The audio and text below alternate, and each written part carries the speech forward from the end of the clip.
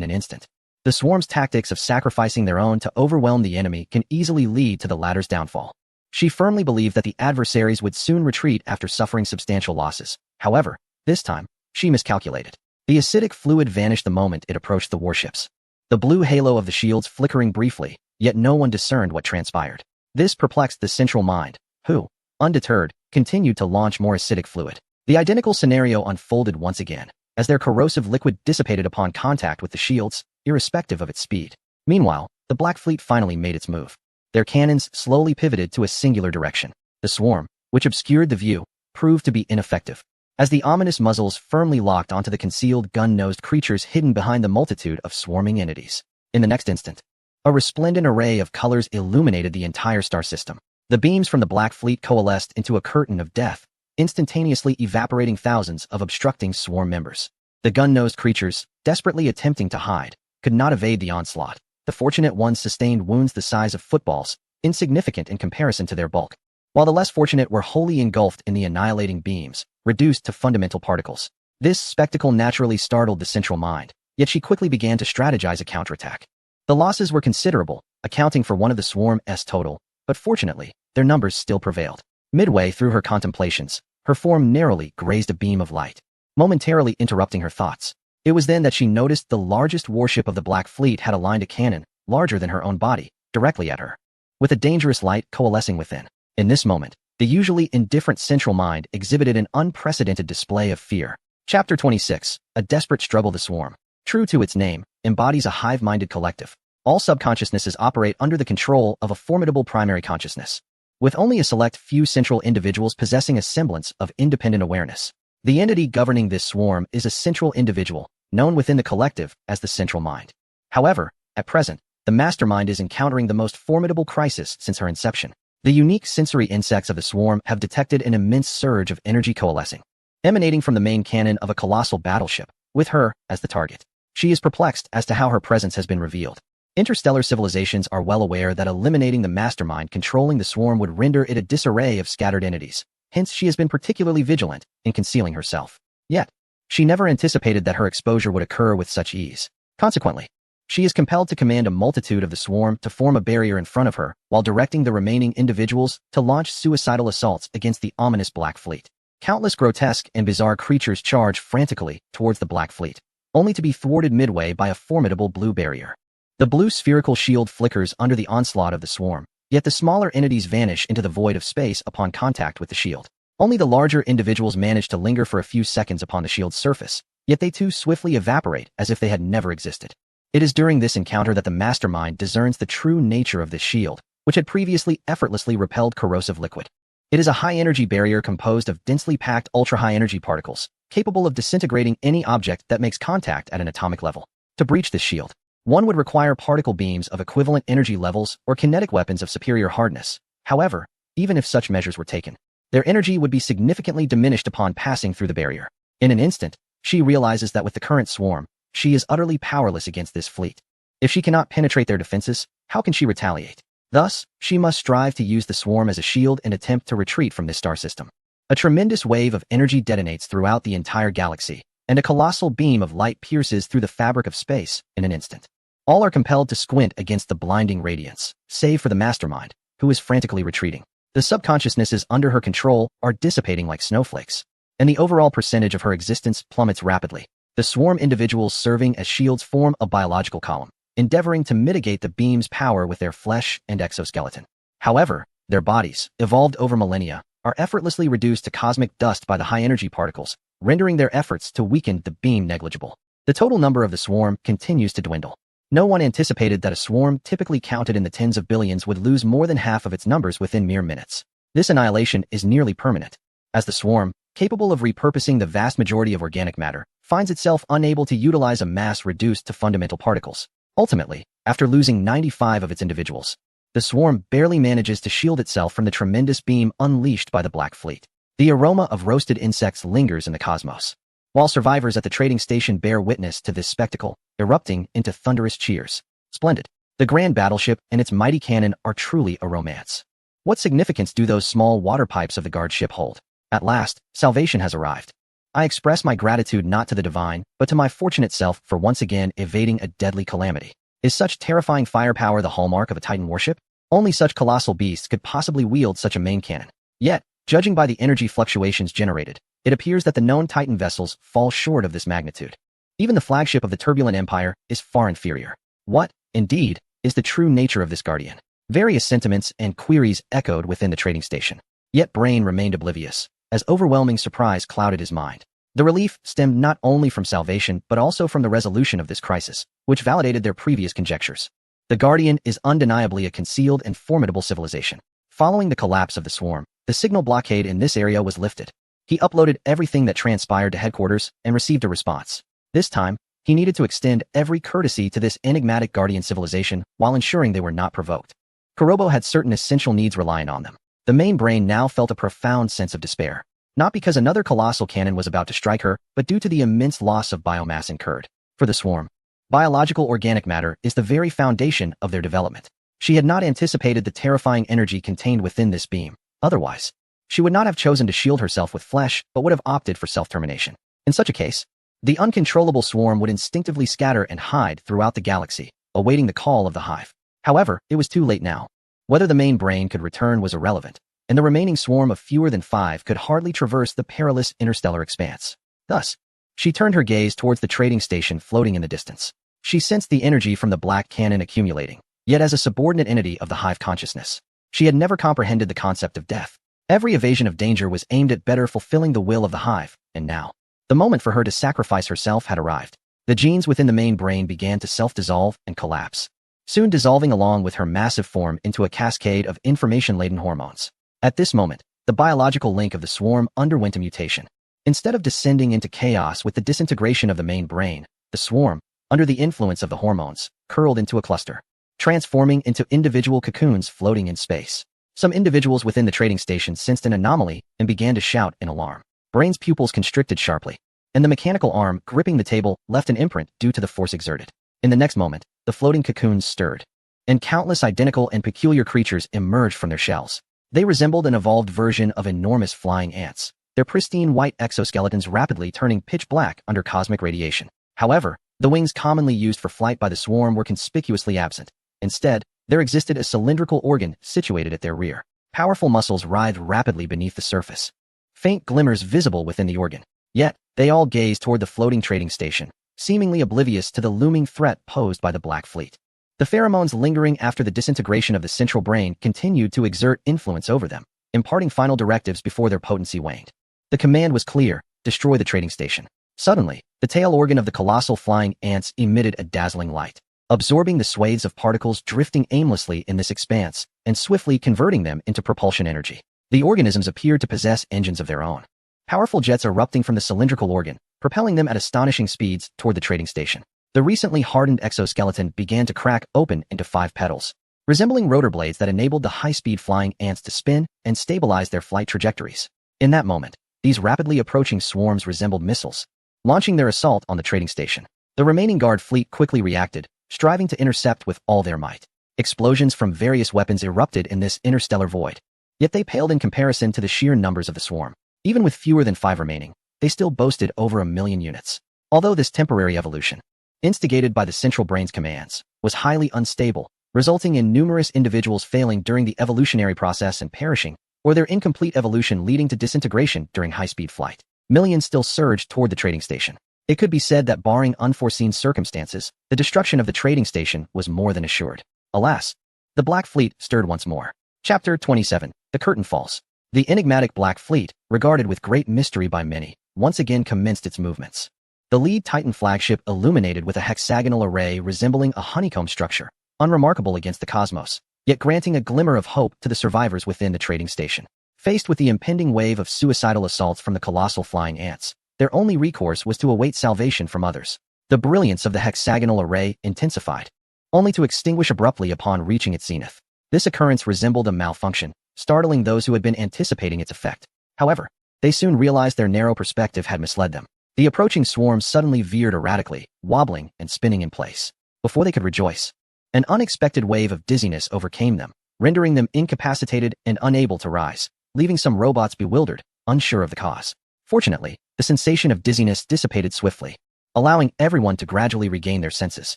They hurriedly glanced out the viewport, only to discover that the once menacing swarm had lost its threat. They, having evolved hastily, chose the most extreme evolutionary path to fulfill the commands of their cerebral overlord. The biological thrusters located at their posterior can generate immense thrust. Yet the energy consumption is equally formidable. The colossal flying ants cannot sustain this energy solely through their own means.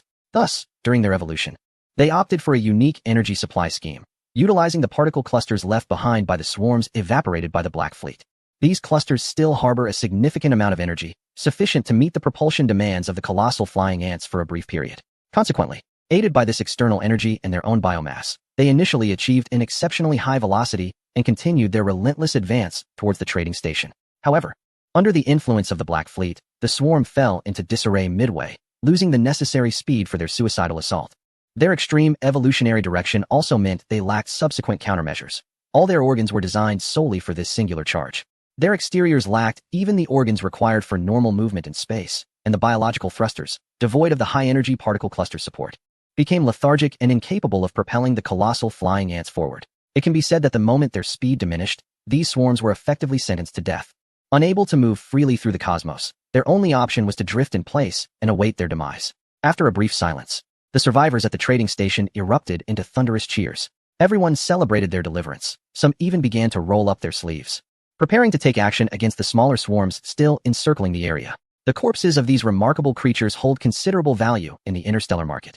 Capturing a few could yield a handsome profit. Meanwhile, Blanding wore a smile. Despite being the responsible authority here, he maintained an air of calm, though the synthesized tranquilizers in his cybernetic organs were nearing the point of resistance. This salvation reaffirmed his belief in his own fortune and sparked his yearning for the formidable presence of the Guardians. If only he could command such a private fleet. Occupying a leading position within the Enterprise would be more than attainable, he mused, quickly suppressing the thought. He then dialed a communication device located somewhere within the trading station.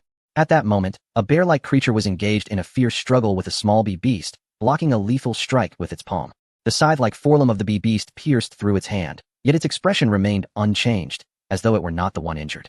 Immediately, it retaliated with a powerful punch to the bee beast's face. The audible crunch of its exoskeleton shattering resonating as its paw embedded itself. With a vigorous twist, it swiftly rendered the still struggling bee beast lifeless, causing its forelimb to drop limply. Only then did the bear-like creature withdraw its paw, briefly bandage the wound, and retrieve the incessantly ringing communicator. Hello? Let me clarify. I must ensure the ion cannon of the defense platform is operational once more before attempting to escort you from this place. Without its protection, no one can leave. There is no need for that. The swarm no longer poses a threat. I recall you were among those who had contact with the Guardians. Once we have resolved matters here, we shall visit them together. No additional funds are required. You assert the swarm is devoid of menace? Those terrifying fleets of billions of creatures are no longer a concern. Indeed, they have been dealt with by the fleet dispatched by the Guardians. Now we must deliberate on how to express our gratitude. Civilizations such as theirs are seldom in want. It is challenging to procure gifts that would pique their interest. Silently, the bear-like figure deactivated the communicator and settled into a corner against the wall. The corridor before him was strewn with the corpses of the smaller swarms. Previously, under the command of Blanding, he had been compelled to withdraw from the front lines to attempt a rescue of those damned high-ranking officials. The price he paid was steep, including the loss of several veteran brothers who have now departed this world forever. Yet, apart from internally mourning them, he had no other recourse. For his failure to protect the trading post mandated, according to corporate regulations, an additional century of unpaid labor for the Enterprise. This duration would not reset due to his untimely demise. Rather, it would be inherited by his offspring, who would bear the burden of repayment. His fallen brothers faced even graver fates. Their deaths were met with no compensation, as their children's lifetime contracts were converted into limited contracts, spanning approximately 200 years. Only upon fulfilling this term could they extricate themselves from the status of corporate laborers and attain the status of free workers. Though they would still be employed by the Enterprise, their remuneration and benefits would see a significant increase. However, the reality is that most of them would only live around 150 years. This is the nature of the Universal Corporation. All regulations are constructed upon the foundation of corporate interests. After a brief respite, the bear-like figure wiped his face and departed from the location. Meanwhile, far within the core of the Guardians, Li Wenyuan observed the signals emitted by the unmanned fleet, his expression one of perplexity. The swarm possesses its own unique biological means of communication, making it generally challenging to discern their discourse. Utilizing the onboard life intensity detector, Li identified the central brain concealed within the swarm and delivered a decisive strike. Thanks are owed to a certain foolish alien. Without his contribution, Lee would not have discovered this highly effective device against the swarm. However, at the final moment of the central brain's self-dissolution, its overwhelming biological wave was detected by the unmanned fleet's monitoring equipment. This chaotic signal initially appeared utterly incomprehensible, yet remarkably, the brainwave translator managed to decode it. Fraud. Why would it utter such a term? Could there be hidden truths? Li Wenyuan found himself bewildered. He had anticipated venomous curses, but was instead confronted with an outcome vastly different, raising doubts about the accuracy of the brainwave translator's interpretation. For the time being, let us keep this matter in mind. The pressing concern remains acquiring the necessary resources from Karibo. This experience has provided me with a rough assessment of my fleet's capabilities. At least, the garrison forces of such a remote outpost are utterly inferior to mine. It remains uncertain how formidable the swarm is in the interstellar realm. Yet their sheer numbers are indeed alarming. Thankfully, I have equipped the Titan battleship with a suppression field. Otherwise, I might not have been able to save this trading station. Reflecting on my previous decision to arm the Titan battleship to the teeth with resources rather than construct additional ships fills me with immense gratitude. Suppression field, biological, tech level, 5. Description. This widespread field can induce biological electrical disarray over a vast area, rendering biological units incapable of combat and steering the battle towards the familiar domain of artificial intelligence confrontation. It is important to note that the scope of the field's effects cannot currently be resolved. Caution is advised in scenarios with numerous allied biological units present. Possible technologies: subspace trap, 48. Shipboard faster-than-light suppressor, 39. Rift generator, 31. This is a device I have equipped on the Titan battleship, alongside the electronic variant of the suppression field. This device is what incapacitated the swarm, and initially, I was uncertain whether it would be effective against such peculiar organisms. It appears that despite their uniqueness, they are still biological entities and fall within the range of the suppression field's influence. Once the remaining swarm are dealt with, I can send someone to negotiate with Karibo. Speaking of which, I am still unaware of the interstellar situation surrounding the solar system. Is it truly suitable for my expansion? The star chart acquired from the pirates was hastily obtained, and the one unearthed from the ruins may date back millennia, potentially rendering it obsolete in the current galaxy. I shall request a detailed star chart from Karibo. I trust they would be eager to engage in trade with me. At this moment, the Black Fleet remains stationed near Karibo's trading post. Countless rumors regarding this enigmatic fleet and the civilization behind it are disseminating from this location throughout the galaxy. Some are curious, some scrutinize, others dismiss it with disdain, while some remain indifferent. This is merely the prologue to a grand galactic drama. Chapter 28. A speculation arising from demand clearing the remaining swarm took considerable time, and even with Karibo's funding to hire these interstellar explorers for assistance, it spanned several days. At last, on this day, Karibo welcomed a formal meeting with the Guardians after successfully restoring and cleaning the trading post. A small, unassuming research vessel docked at the starport, which under normal circumstances would have gone unnoticed. However, today, countless survivors rescued from the swarm gazed solemnly at it. As the ship's hatch slowly opened, several humanoid beings, whose appearances seemed quite peculiar to them, stepped forth. The keen-eyed individuals immediately discerned that their true nature was robotic. Although the reason for their outer layer of synthetic skin remained a mystery, this seemed to corroborate the notion that the Guardians belonged to a civilization of intelligent machines. Brenning, the head of the trading station, was the first to approach, greeting them with a courteous smile. It is indeed an honor for our station to host the Guardians. Please, allow me to escort you to the VIP room, where Karibo has prepared a token of gratitude for your assistance. Despite his inner desire to fawn over them, he recognized the presence of many onlookers and maintained an air of dignified composure, representing the image of Karibo. The androids remained silent, yet their steps followed Brenning towards the VIP room. Such indifference would typically incite Brenning's wrath, but he walked ahead, seemingly accustomed to it. Amidst the crowd, whispers began to circulate. Is the Guardian truly so aloof? Not a word spoken. Hush. They are intelligent machines. Their thought processes differ from ours. One must not presume they possess conventional emotions. Have you not heard? Rumor has it that the Guardians may be remnants of a lost civilization. Would an entity of such caliber be concerned with the feelings of others? What? A lost civilization? Do you mean like the observers? Precisely as you think. Have you not noticed? Their Titan warships are significantly larger than those of ordinary civilizations. I once encountered a similar Titan class in the Turbulence Empire, and even that pales in comparison to the Guardians' vessels. Moreover, one continued, according to a friend within Karibo, the Guardians' fleet appeared here without any detected hyperspace signals. This revelation astonished the onlookers further. Hyperspace travel is the most common method of faster-than-light travel in the cosmos, and all civilizations are deemed interstellar if they possess hyperspace engines. Such engines allow spacecraft to enter the interstellar highways, facilitating convenient superliminal journeys. Unlike the perilous subspace, hyperspace is exceedingly stable, where even a fall from it merely returns one to the normal universe. Given its ubiquity in the cosmos, nearly all interstellar civilizations initially relied on hyperspace for their journeys.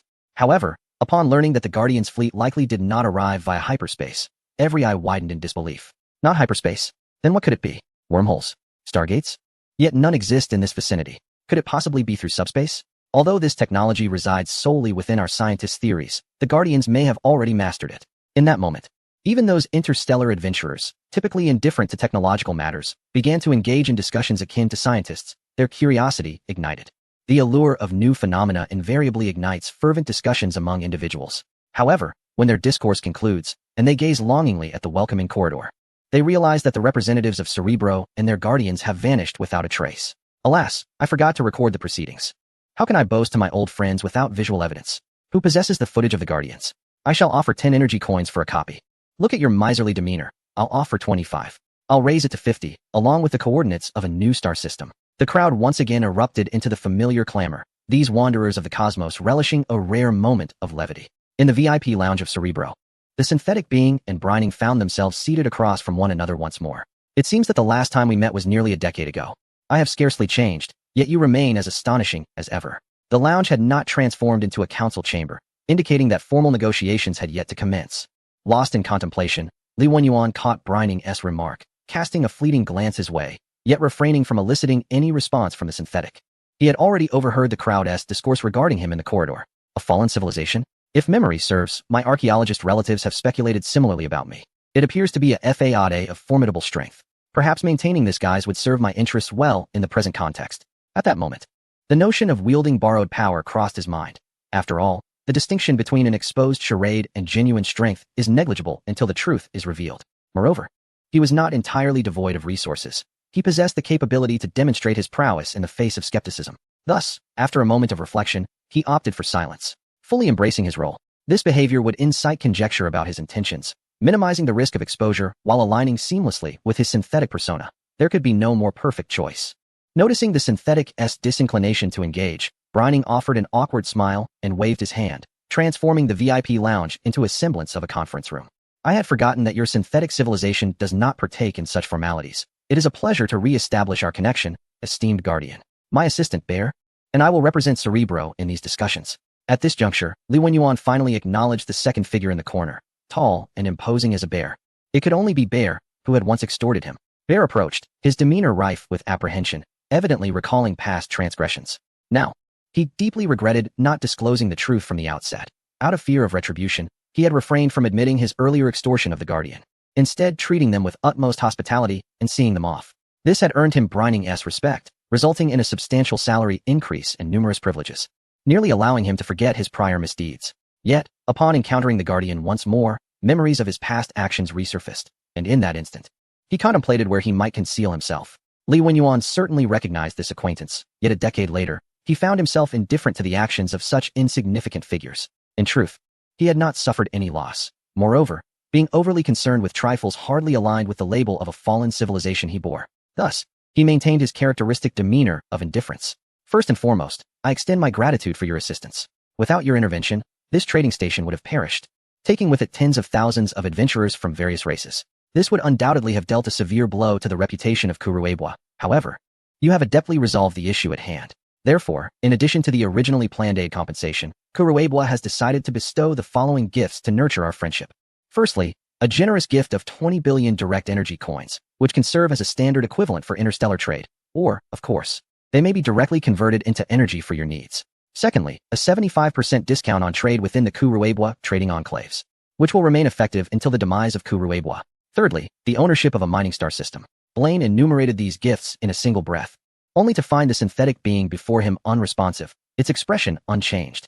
Was it truly incapable of attracting the Guardian's interest? He mused inwardly, feeling it was no surprise. How could a distinguished fallen civilization possibly require such offerings? The mere sale of a piece of living metal could easily surpass the value of this assortment of gifts. In light of this, he resolved to employ his final tactic, to mention how those miserly figures were willing to part with such substantial resources in order to curry favor with the Guardian. Thus, he uttered his final proposition. Lastly, a 10% stake in Kuruebwa Enterprises. You need not participate in management, yet you will always receive a portion of the dividends from various sectors. This represented the utmost sacrifice that a universal enterprise could offer. For those at the pinnacle of capitalism, each fraction of a share could incite internal turmoil. The willingness to present such a significant sum clearly indicated Kuruebwa's earnest desire to forge a relationship with the Guardians. Blaine gazed eagerly at the synthetic being before him, seemingly anticipating a positive response. However, as a look of astonishment gradually spread across his face, the synthetic being slowly shook its head and articulated their thoughts. I require a star map. A star map? Upon hearing this term, Blaine was momentarily taken aback, unable to comprehend why they would need such a thing. Yet, almost instantaneously, his pupils constricted as a terrifying yet rational hypothesis surged to the forefront of his mind. His expression returned to normal, yet cold sweat had stealthily dampened his back. Overwhelmed by an internal panic, he scarcely noticed the tremor in his voice. I need to consult with my superior. Please bear with me for a moment. Chapter 29. The Fallen Empire. After uttering this statement, Brining hastily exited the conference room, leaving Mao Xiong and the synthetic humanoids staring at one another in bewilderment. Li Wenyuan, on the other hand, could not comprehend why Brining's reaction was so pronounced. Did this behavior not align with the standards of the lost civilization? Initially, he thought so, but upon further reflection, he sensed something amiss. Was Brining truly terrified? What severe consequences could the star chart elicit? Or was this a peculiar signal from the lost civilization? He continued to speculate, oblivious to the fact that Brining was already drenched in sweat, his internal cybernetic organs fervently synthesizing a sedative. However, having previously overused it, he had developed a tolerance, and the sedative had little effect on him now. After navigating through a labyrinth of corridors, Brining arrived at a sealed room and initiated communication with his superior. Hello? Aren't you in negotiations with the Guardians? Why are you calling so soon? Have the negotiations concluded? Or have you angered them? Noticing the increasingly perilous tone of his superior, Brining hurriedly replied, No, boss, listen to me. The negotiations are proceeding smoothly. But an unexpected situation has arisen. This unexpected development is significant, and I must inform you. If possible, I would appreciate it if you could summon a few members of the board as well. Upon hearing this request, his superior's brow furrowed in displeasure. What could possibly have you so flustered that you would mention bringing them in? First, tell me what has transpired. If it's merely trivial, you might as well consider replacing your remaining biological organs. The chilling tone sent a shiver down Brining's spine. Yet he quickly regained his composure and relayed the information to his superior. The Guardians have declined our gift. They have made a singular request. They need the star chart. The star chart? Such a trifling item. His superior's impatient voice suddenly fell silent, as he too grasped the potential ramifications concealed within this seemingly innocuous request. A cacophony of hurried movements echoed from the other end of the communication device, reminiscent of someone hastily dressing. I understand. This matter is indeed significant, and we must approach it with caution. I will convene with the board immediately. You return and reassure the Guardians. I will transmit the company's decision to your chip in due course. You did well this time. Once this matter is resolved, you should be able to return to headquarters. In the past, the thought of returning to headquarters would have filled Brining with joy, but now, dread overshadowed all else. Stay strong, Brining. Remain composed. Just as you have ascended from the depths to this moment, nothing should disturb your equanimity. He endeavored to soothe himself, yet he could never find tranquility. A sense of impending cataclysm loomed over him, as if a monumental event was about to engulf the galaxy. The scene shifted to the headquarters of Karibo, a colossal space station suspended above a planet, accessible only to the elite echelon of the corporation. Below lay the world of laborers, a subordinate realm inhabited solely by those bound to the corporation by lifelong contracts, from which they could never escape until death. Blaine's superior hastily arrived at the most opulent edifice of the gigantic space station, utilizing exclusive channels to summon all members of the board. Listen up, he announced. News has arrived from Outpost 13. I know many of you have just awoken, but it is imperative that you all remain alert. According to the information, the Guardian civilization was in need of star charts. Initially, the drowsy members of the board did not display much reaction, but soon they began to grasp the implications behind this action. One individual boldly inquired, is this an expansionist move? The request for star charts generally serves the paramount purpose of enabling 1S spacecraft to identify the most expedient routes for navigation. In the realm of interstellar relations, the exchange of star charts is a commonplace occurrence. Unless there exists a deep-seated enmity, no civilization would refuse such an exchange. However, for the lost civilization, the situation is markedly different. Could it be that the Guardians unequivocally belong to the category of lost civilizations? Or is it possible that a mere civilization, inheriting remnants of a lost legacy, is merely posturing? Some attempted to voice dissent, yet even their own voices lacked conviction. According to the records of the curators, who are solely dedicated to the collection and study of knowledge, the last known engagement of the lost civilization occurred approximately 20,000 years ago. During that event, a fleet of similar magnitude was dispatched, comprising a Titan flagship, dozens of battlecruisers, and hundreds of escort vessels. Their mission was to eradicate a Star Eater, which they accomplished with such efficiency that it rendered numerous Tier 3 and Tier 4 civilizations powerless against this cosmic entity. Moreover, the most crucial point is that no one could ascertain how the fleet of the lost civilization had materialized. They appeared to possess technology entirely distinct from ours, enabling them to traverse faster than light travel without reliance on hyperspace. In addressing the crisis posed by this swarm, All the evidence we uncovered pointed to the fact that this guardian was of the same ilk as those lost civilizations, rather than a fortunate heir to their legacy. A cascade of evidence rendered the board members speechless. After a considerable pause, one finally spoke again. Thus, from the Guardian's request for star charts, it appears that this lost civilization intends to reassert its presence in the interstellar arena. No, no, no, another interjected at this juncture. We can no longer refer to it as a lost civilization. Upon re-establishing contact with interstellar society, it will reclaim its former dominion, regardless of whether it embraces a monarchy. At this juncture, we must refer to it as the Lost Empire. It is prudent to curry favor with the Guardians, as they represent the nearest of the lost civilizations, while also attempting to discern the sentiments of other forgotten realms toward the Guardians. Have the giants ventured into the playground of children? The interstellar situation is poised for significant upheaval. This is indeed fortuitous, for amidst chaos lies opportunity. Provided we seize the moment, we shall inevitably succeed in toppling those enterprises that have long held dominion over us. The board members engaged in animated discussion, yet ultimately, they unanimously resolved to bestow the star map and exert every effort to cultivate a favorable relationship with the Guardian civilization. Brenning, still attempting to amuse a synthetic being with humor, finally received a communique from headquarters. Parched and eager, he swiftly opened the message, only to find it contained the anticipated outcome. A wave of relief washed over him, and he humbly addressed the synthetic, stating, "Headquarters has acquiesced to your request and elevated your status to that of a permanent trade partner. Should you have any further needs, do not hesitate to inform us. We shall strive to fulfill them." This obsequious demeanor momentarily startled Li Wenyuan within the virtual realm, yet he too refrained from eliciting any response from the synthetic. Judging by the current results, his masquerade as a lost civilization appears to have succeeded flawlessly. Did he intuit my intentions? Although I indeed plan to expand outward, the deterrent effect of the lost civilizations is formidable. I must hasten my development to avoid exposure. Thus, the first objective of this negotiation has been accomplished, and it is time to commence efforts toward achieving the second goal. His gaze flickered slightly, prompting the synthetic to take action. A projection beam illuminated the conference room, revealing a layout of text that seemed to embody a nascent form of technology. I have now completed the majority of level 5 technologies. Under these circumstances, to what level of civilization do I equate within this galaxy? Engrossed in contemplation, Li Wenyuan failed to notice Brenning, who possessed a modicum of technical knowledge, gradually widening his eyes in astonishment.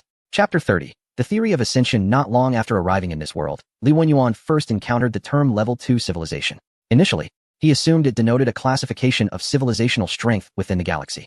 Inquiries directed toward the archaeologists at home yielded an unexpected response. This terminology is not utilized for assessing civilizational power. Rather, we continue to gauge interstellar civilizations based on conventional metrics such as productivity, military prowess, and technological advancement. When we refer to levels of civilization, we denote the developmental elasticity and upper limits of that civilization. This elasticity and limit manifest as its natural longevity in the cosmos. A level 1 civilization, at its zenith, can sustain itself for no more than a millennium. Indeed, most level 1 civilizations do not endure long enough to reach such a threshold, regressing to a primitive state or even facing extinction.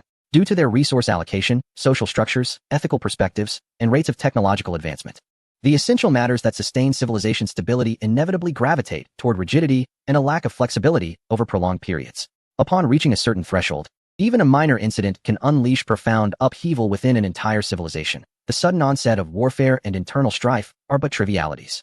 The most common outcome is a regression of the civilization to a primitive era, detaching from interstellar existence, resulting in the loss of vast amounts of technology and history. The remaining survivors struggle for existence, gradually forgetting their former grandeur. Those fortunate enough may, after extensive development, re-emerge as a new civilization on the interstellar stage. Those less fortunate face total extinction, becoming a forgotten fragment of history in the cosmos. Thus, the ascension of civilization is an inevitability that every interstellar civilization must eventually contemplate. Even civilizations of the second or third tier must seek methods to continue their ascent upon reaching their limits. Each civilization, upon encountering certain constraints, undergoes a transformative evolution that establishes a new and elevated foundation for its existence. This phenomenon of ascension, referred to as transcendence in the interstellar lexicon, signifies the number of times such a process has occurred, denoting the civilization's tier. Theoretically, all interstellar civilizations are classified as at least first tier, while all sentient machine civilizations commence from a minimum of second-tier status. However, the specifics of what transcendence entails, what must be studied, prepared, or undertaken, remains shrouded in mystery, with those civilizations that have achieved higher transcendence reluctant to share their secrets.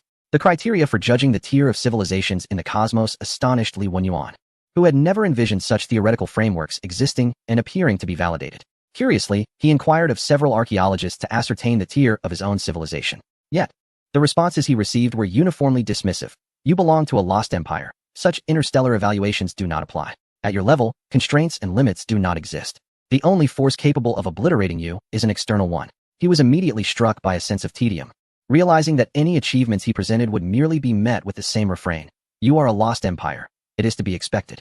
The archaeologists might have even considered themselves part of this realm, exhibiting a nonchalance toward many technologies, making it increasingly unrealistic to rely on them to gauge his civilization's true standing. Consequently, Li Wenyuan resolved to select a technology to demonstrate to Kerbo, intending to gauge the reaction of Kerbo to ascertain how each segment of his expansive level 10 technological tree corresponded to the standards of this galaxy, thereby estimating his development potential and limitations. After considerable contemplation, he opted for a technology most likely to have relevance.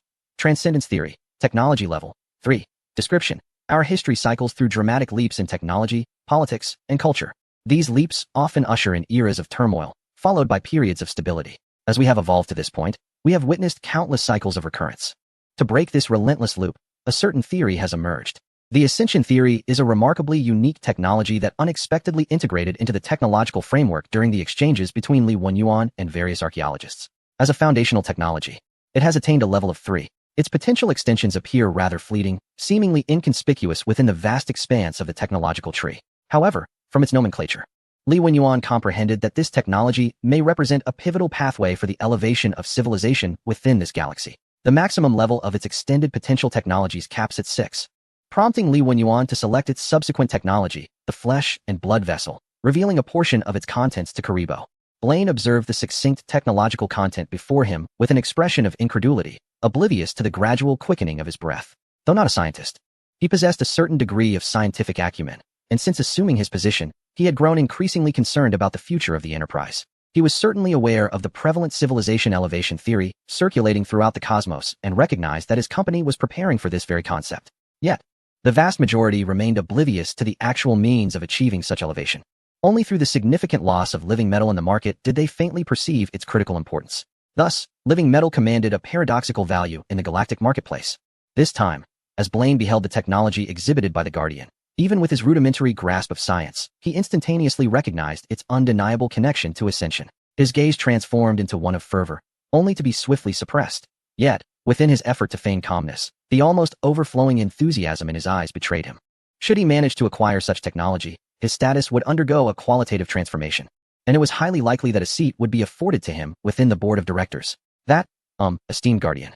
Your presentation of this technology, his voice trembled with barely contained excitement, as the artificial organs within him could no longer suppress his elation. Witnessing his extreme exhilaration, Li Wenyuan grasped that this technology likely held tremendous value.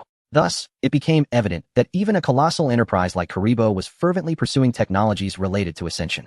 Nevertheless, the flesh and blood vessel possessed merely a technological level of 4, indicating that my near completion of nearly all level 5 technologies surpasses Karibo significantly. If memory serves, Karibo had only recently ascended to a level 2 civilization. Therefore, my current technological level must be approaching or even surpassing that of a level 3 civilization. Furthermore, considering that the technologies on my tree are generally superior to those of typical interstellar civilizations, it is not inconceivable that I could engage with a level 4 civilization. Oh, how terrifying humanity once was, that even a mere remnant of their legacy possesses such formidable power. He has drawn his own conclusions while lamenting the splendor of the past. Therefore, he boldly infiltrated the system before Bleening's very eyes, transmitting the technology of flesh and blood into their database. If one is to simulate a lost civilization, let it be done with utmost authenticity. He believed that Bleening would undoubtedly discern his intentions. Indeed, despite the incessant alarms ringing out from the electronic intrusion, Bleening merely paused momentarily before his face broke into a rapturous expression. This is a gift, he proclaimed. After uttering these words, Li Wenyuan elegantly turned away, as if indifferent to the chaos surrounding him. Bleening, overwhelmed by the shock of elation, stood rooted to the spot until the Guardians had departed, at which point he hastily beckoned to Bear. Quick, come, let us see them off. The fleet of the Guardians departed from this place, and each individual acquired what they desired. Remaining in the core of the Guardians, Li Wenyuan gazed upon the star chart of Karibo, a satisfied smile gracing his features. Indeed, the interstellar situation surrounding the solar system was remarkably stable, with vast expanses of unclaimed territories ripe for development. Even the nearest interstellar civilizations were a considerable distance away, allowing him to temporarily evade disturbances. Karibo also provided coordinates to a forsaken planet, rich with remnants, which he could explore when time permitted. This journey through the stars was an unequivocal success. His act of disseminating the flesh and blood technology was not a fleeting impulse of vanity. On the contrary, it was a decision born of careful deliberation. Firstly, considering the rarity of such ascension technology, a universal enterprise like Karibo would never divulge even a whisper of it to other civilizations, thus eliminating the risk of exposure that could implicate him. Secondly, ascension is a protracted and gradual process, necessitating cumulative effort and resources. It is not merely a matter of acquiring a technology to instantaneously elevate civilization. Given Karibo's profound foundation, it is unlikely they would achieve any breakthroughs in the foreseeable future. Most importantly, by bestowing this technology, he could further deepen the facade of his lost civilization, crafting a robust disguise.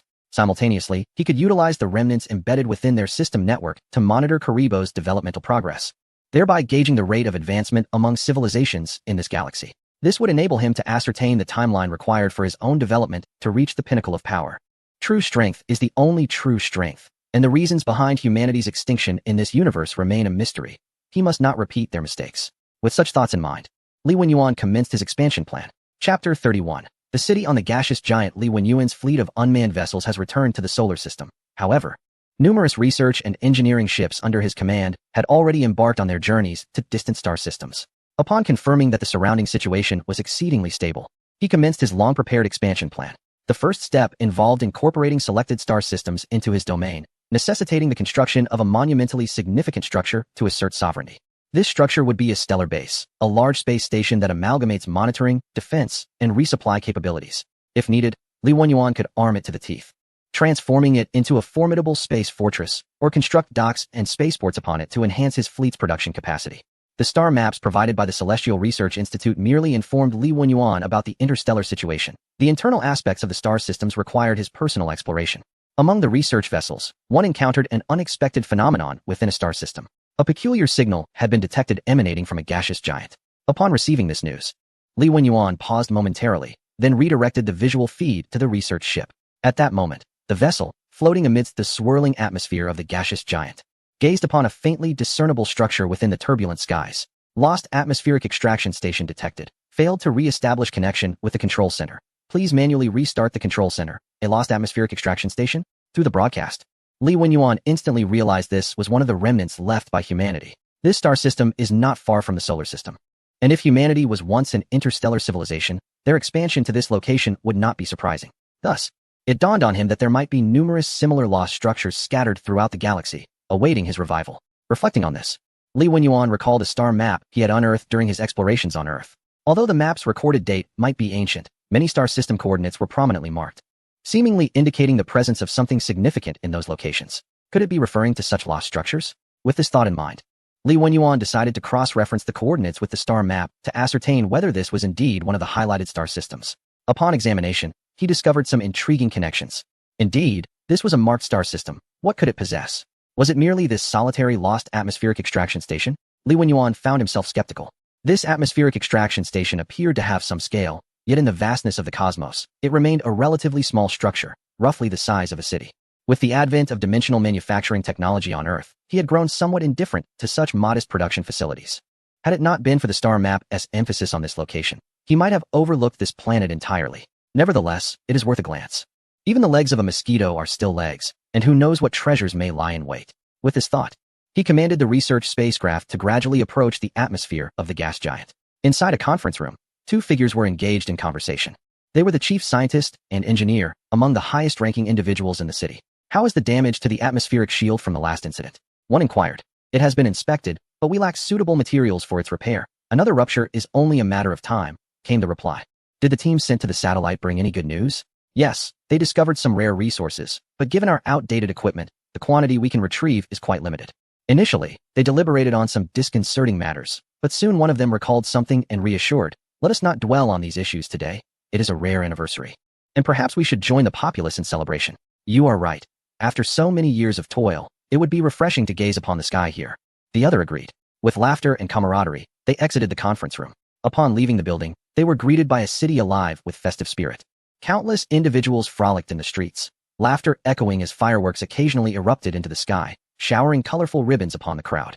A craft soared overhead, trailing a long streamer, upon which the words could be discerned, celebrating the 600th anniversary of the Great Exodus. The two exchanged smiles and strode forward together, oblivious to the orange-red atmosphere and the colossal planet veiled in clouds, as if they had grown accustomed to its presence. Speaking of which, it seems we haven't relaxed like this in quite some time. Indeed, it has taken generations of effort to stabilize this mining station, and only now have we managed to fashion it into a habitable place. Do you think the original inhabitants will ever return?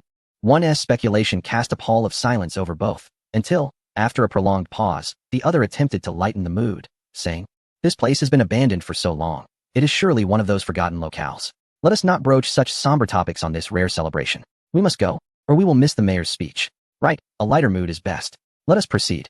They ambled through the throngs of revelers, unaware that a crisis threatening their very existence was quietly drawing near. Meanwhile, Li Wenyuan, piloting the research spacecraft, wore a furrowed brow. The source of his concern was the detection of life signals emanating from what was thought to be an abandoned atmospheric mining station. He immediately halted the spacecraft's approach and deployed a swarm of research drones to investigate the station.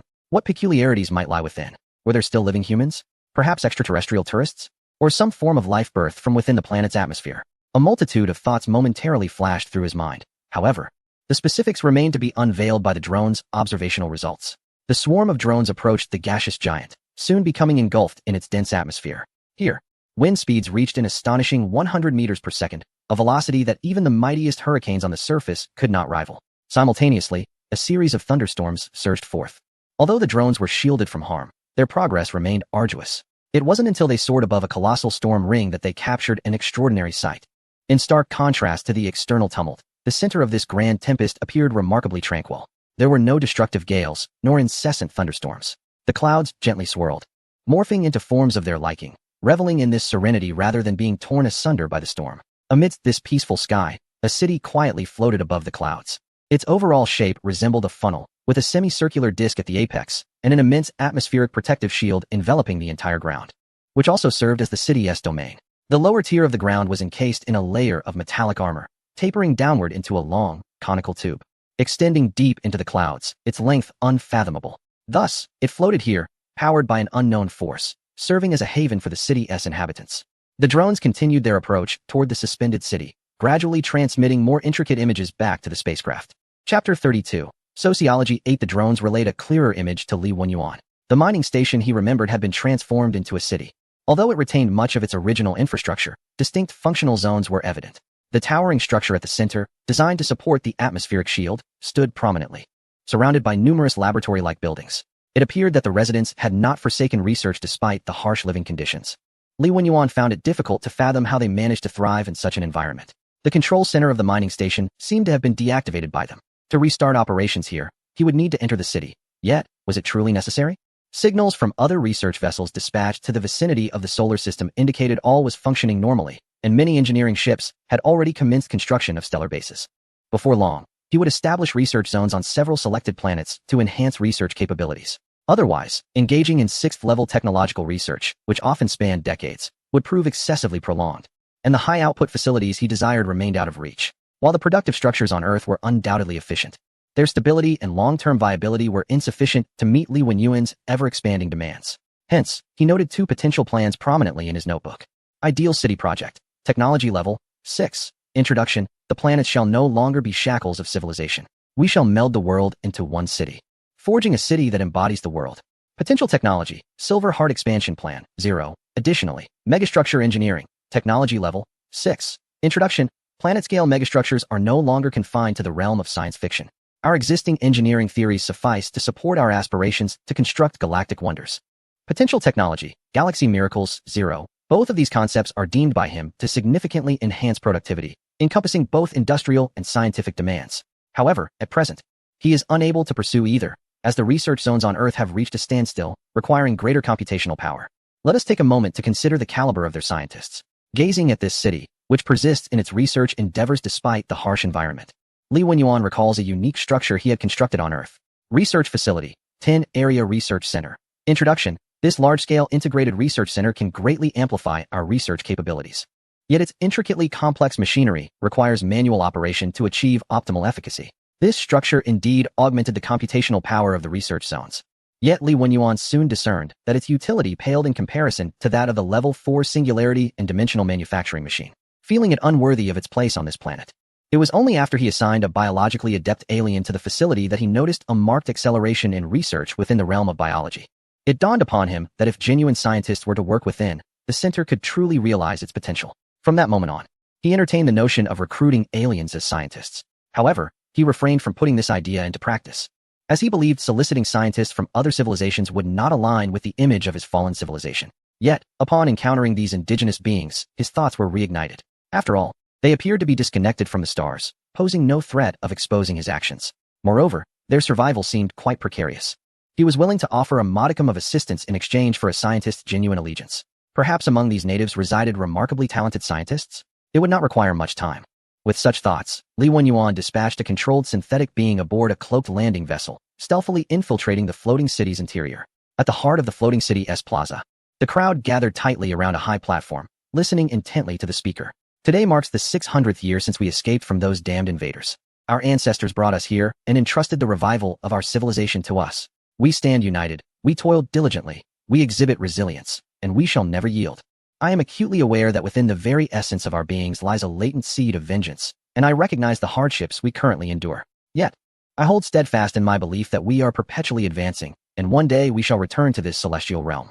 Proclaiming to those who have ravaged our homeland, we are indomitable. A fervent speech ignited a resounding applause. While the sincerity of the crowd may be debatable, the vast majority gazed at the speaker with eyes alight, as if anticipating something momentous.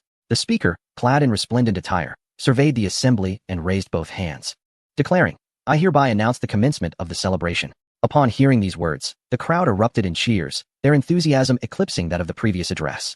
Witnessing this scene, the elegantly dressed orator couldn't help but smile wryly, sighing as he descended from the podium.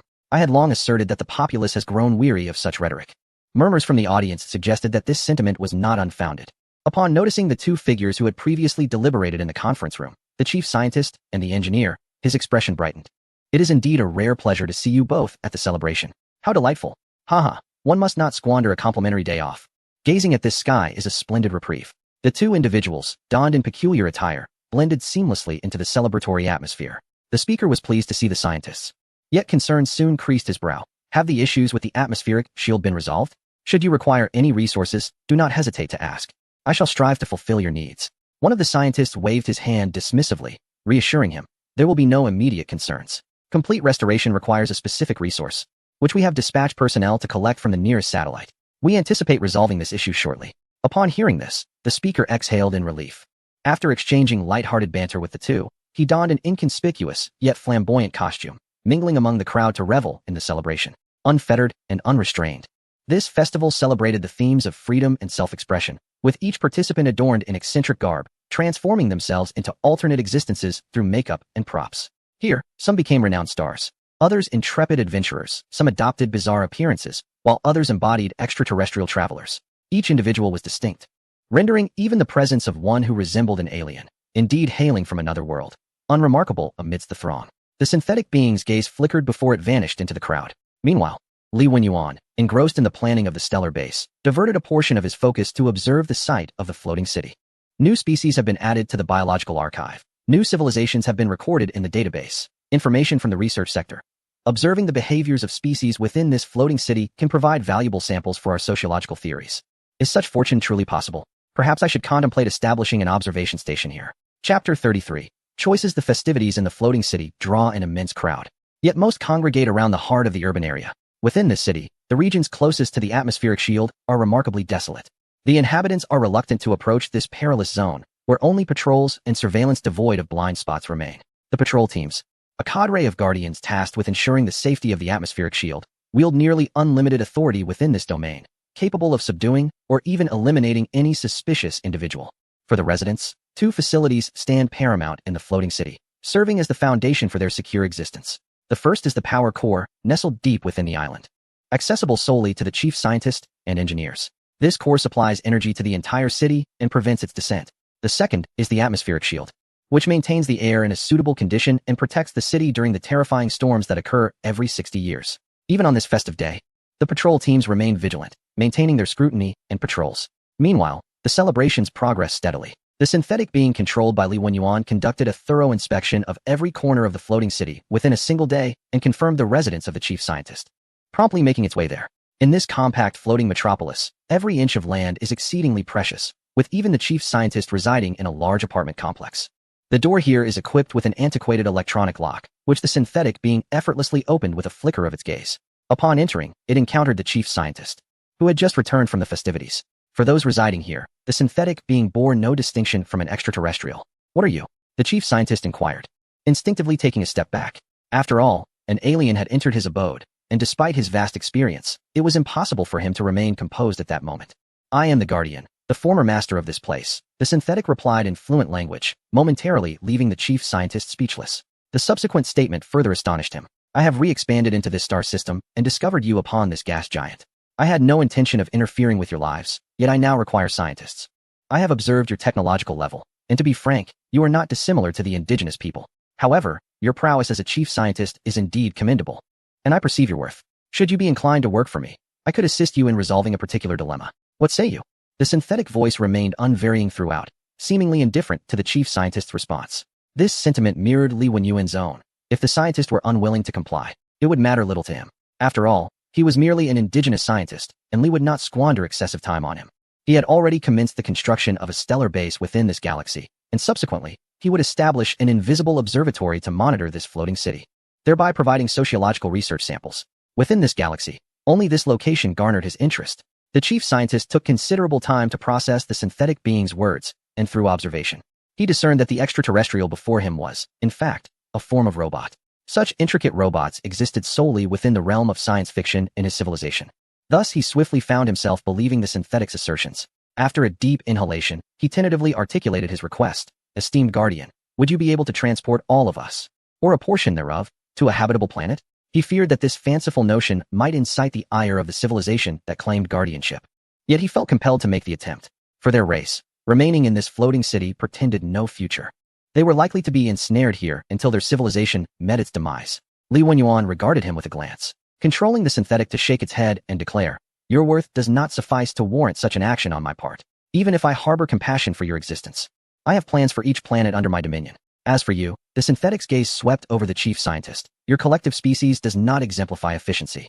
If you wish to inhabit a world under my control, I believe each of you must at least attain your level of competence. Of course, I can also propose an alternative to meet your needs. I shall provide a colony ship, along with a corresponding star chart, capable of accommodating your entire populace, equipped with a stable life support system and energy supply for extended interstellar voyages. However, I will not furnish any escort. Any troubles you encounter in the cosmos must be resolved by yourselves. You may also opt to remain here with your kind. I shall not interfere in your affairs. The Guardian's words plunged the chief scientist into silence. He certainly did not expect this alien civilization to benevolently transport them all to a habitable planet.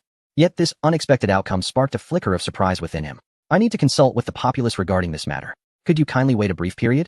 Within 3 days at most, you shall receive a resolution. Certainly, I shall remain here until a response is received. I appreciate your generosity.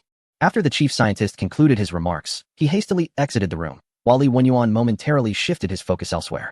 The resources expended on a colony ship were negligible to him at this juncture. He deemed it worthwhile to exchange them for the allegiance of a competent scientist. However, there was another matter that occupied his thoughts. The ancient star map highlighted this star system, yet he found nothing of particular interest in this location. The civilization at the mining station was merely a recent arrival, lacking any exceptional qualities. Was there perhaps something yet undiscovered within this star system? Contemplating this, he directed his gaze towards the central region of the star system, particularly the ring of asteroids therein. This area was densely populated with numerous asteroids, making it a prime location for mining minerals. Due to the overwhelming quantity of asteroids, Li Wenyuan had only conducted a cursory survey before redirecting his attention elsewhere. Currently, the space base above the star was being rapidly constructed by engineering ships, soon to signify the incorporation of this star system into his domain. What could be special among these asteroids? He piloted the research vessel, gradually approaching the asteroid belt. At that moment, one distant asteroid trembled slightly. A faint, dim green luminescence began to seep slowly from its crevices. Chapter 34. The Gate Builders. The research vessel commenced a meticulous examination of the asteroid belt. Meanwhile, the floating city upon the gas giant initiated a heated debate. You must be insane. We have painstakingly established ourselves here after 600 years. And now you propose we return to that nomadic existence? Exclaimed the mayor of the floating city, the very speaker from the earlier celebration, his voice tinged with astonishment. Although he had faith in the chief scientist's words, he did not consider it a prudent course of action. Listen to me, Mayor. We have no future in this floating city. Resources are perpetually scarce, and the surrounding environment remains exceedingly unstable. Approximately every 60 years, we are engulfed in severe storms that obliterate our previous constructions. The breach in the atmospheric shield nearly cost us all our lives. What can we possibly develop under such conditions? It took us 600 years to assemble a rudimentary vessel capable of traveling between here and the satellite. Yet what resources did it bring back? A mere drop in the bucket. Trust me, this is a rare opportunity. We both know that goodwill is scarce in the cosmos. Civilizations like the Guardians, willing to offer assistance, are few and far between. If we let this chance slip away, we shall be forever trapped here.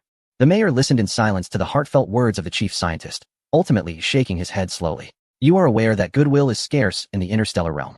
How far can we truly venture with a solitary colonization vessel devoid of any escorts? The very possibility of locating a habitable planet remains uncertain. If we cannot even find a place to establish a foothold, perhaps our civilization is destined to fade from history. The chief scientist's gaze dimmed slightly, for he recognized the truth in the mayor's words. Such a desperate gamble, should it fail, would herald the countdown to the end of an entire civilization. Yet, remaining trapped in this floating city equated to a slow demise, a fate he was unwilling to accept. He opened his mouth to speak, only to find the mayor abruptly shifting his tone and looking at him earnestly. However, there was a time when our ancestors, in their quest to preserve the flame of civilization, engaged in numerous debates. Back then, they opted to allow the populace to vote on the direction of our civilization. A spark ignited in the chief scientist's eyes. Are you suggesting a vote? I shall respect the will of the people. Thus commenced a monumental vote concerning the survival of their civilization. The 2 million inhabitants of the floating city received their electronic ballots and cast their votes via the local network. Faced with two choices, to embark on the colonization vessel and brave the perils of the cosmos once more, or to continue their relatively stable yet bleak existence here. 3 days later, the results were in. Observing the populace loading their belongings onto the colonization ship, the mayor wore a resigned expression. Indeed. Do people long for the allure of the unknown? No, the chief scientist replied, shaking his head earnestly. People merely despise a future devoid of hope. Have you forgotten the foundation of our civilization? It seems we have not referred to ourselves in that manner for quite some time. The mayor paused, then, with a hint of realization, spoke. The unceasing flow, perhaps? Since those damned aquatic invaders began to erode us from within, we have grown to abhor water. Yet, is that not our true name as we venture into the stars? We are the turbulent civilization. Li Wenyuan's provided colonization vessel had already departed from this star system, leaving the abandoned mining station and city devoid of life. He held no interest in restarting a nearly defunct mining station. Yet he felt considerable satisfaction in acquiring a well-educated scientist. Thank you for your assistance, esteemed guardian. As per our agreement, I shall no longer be a member of the turbulent civilization, but instead pledge my allegiance to you. The chief scientist's words aboard the research vessel caught Li Wenyuan off guard, prompting him to inquire, turbulent civilization? Your pronunciation bears a striking resemblance to the turbulent empire currently in the galaxy. Do you share any connection? They are our adversaries. Once, they were an aquatic, intelligent species under our dominion, assimilated into our citizenry. Yet, we never anticipated their insidious nature. Through means unknown to us, they parasitized and dominated countless individuals, subsequently unleashing a massacre upon the remaining species. Following this, they supplanted us, emerging as the principal race of the turbulent civilization, while we have been relegated to mere wanderers. The chief scientist, his head bowed, succinctly encapsulated this tragic history in a few words. Li Wenyuan, taken aback, was astonished to discover the depths of animosity that existed between them. How commendable the synthetics are, resilient, tireless, and obedient, acting solely on command, devoid of any flaws. After this reflection, he redirected his gaze towards the asteroid belt. The research spacecraft had recently detected certain anomalous signals, and he was now engaged in pinpointing their origin. Scanning the entire star system, only this location showed signs of such anomalies. Had humanity left something behind? Brimming with curiosity, Li Wenyuan diligently narrowed the scanning range, ultimately identifying the source within a particularly large rocky asteroid. With a diameter of approximately 10 kilometers, it appeared unremarkable. Yet its impact upon Earth could potentially trigger a mass extinction. The anomalous signals emanated from within it. What could lie within? Intrigued, Li Wenyuan fixed his gaze upon the asteroid and dispatched a drone to investigate. However, at that moment, an unexpected transformation occurred, perhaps sensing the thermal signals. Something dormant within the asteroid was awakened. The rocky exterior erupted violently, revealing a dim green luminescence at its core. Upon closer inspection, it became evident that this glow emanated from a conglomerate of nanobots. These luminous entities seemed to be the source of the anomalous signals, yet once activated, they ceased to emit light, as if deliberately enticing exploration. Even without their rocky shell, they maintained a spherical formation of approximately 5 kilometers in diameter. And in the stillness of space, their surface appeared to ripple as though stirred by an unseen force. Subsequently, the activated nanobots began to shed their outer layer, transforming from a compact sphere into a tempestuous presence. Li Wenyuan watched in astonishment, unable to comprehend the scene unfolding before him. The research spacecraft had already distanced itself from the asteroid belt at the first sign of disturbance. From this vantage point, it was difficult to discern the storm of nanobots with the naked eye. Only the nearby drone continued to document this extraordinary spectacle. The storm, composed of these nanobots, seemed to possess extraordinary destructive power, as all asteroids within its vicinity visibly began to diminish. Whether it be metal, rock, or ice crystals, everything they come into contact with is disassembled and subsequently reconstituted as part of their essence. As the nanostorm exhibited an escalating tendency, Li Wenyuan became alert, nearly prompting the unmanned fleet stationed in the solar system to leap into action and eradicate these seemingly relentless nanorobots. However, at that moment, the nanostorm appeared to receive some signal, abruptly coming to a halt. Accompanying their cessation, a faint signal was transmitted from all the nanorobots to the research vessel. New technology has been added to the technology tree. New coordinates have been recorded in the star map. After a long absence from hearing those two phrases, Li Wenyuan was momentarily taken aback. Upon gazing again at the nanostorm, he noticed that they seemed to have lost their vitality, as if the transmission of this signal heralded their demise, transforming them into a cloud of drifting nanorobotic dust. What was happening? This unfolding scene left Li Wenyuan bewildered. In his confusion, he opened the technology tree and discovered the newly added technology. Gate Builder Research, Technology Level 6, Description, through the remnants of a peculiar group of nanorobots. We have deciphered fragments of a long-extinct ancient civilization. They appear to be related to a colossal stargate, but further extensive research is required. If we can locate their stargate, we may accelerate this research process and perhaps uncover the gifts left by this ancient civilization. Possible technology, none. Gate Builder? After sifting through all his memories, Li Wenyuan found no relevant information. However, he was filled with profound interest regarding this standalone technology on the technology tree, which had neither preceding nor subsequent technologies. Indeed, it was imperative to hasten the enhancement of research capabilities, enabling him to swiftly delve into these level 6 technologies. The initial phase of expansion was nearing completion, and once the research sector was fully constructed, it would be time to promote further increases in productivity. If memory served, there seemed to be a completely abandoned colossal structure nearby. Chapter 35. The abandoned Sentinel Array. The scientist from the turbulent civilization had been settled in a research center on Earth. With his addition, the efficiency of technological research and engineering within the research sector saw a notable improvement. At this juncture, over half of the synthetic beings on Earth had been reassigned by Li Wenyuan to other star systems to serve as manpower, as certain tasks could not be entirely fulfilled by construction robots and required human coordination.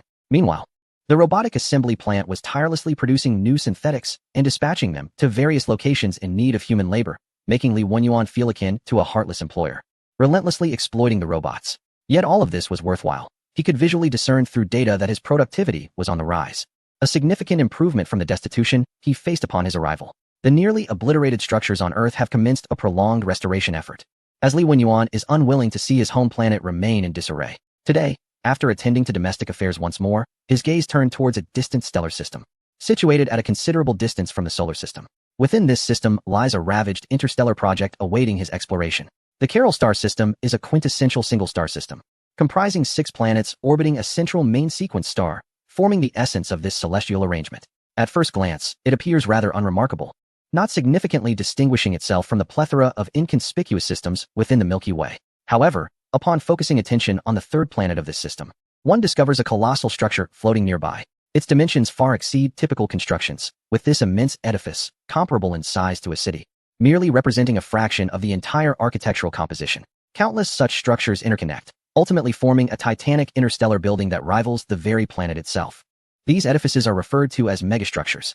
Their functions tend to be singular, yet given their vast scale, their efficiency is magnified exponentially. Within the galaxy, such megastructures often incite disputes among civilizations, leading to conflicts over control, with numerous civilizations resorting to violence. Yet, the megastructure before us appears remarkably desolate, virtually abandoned.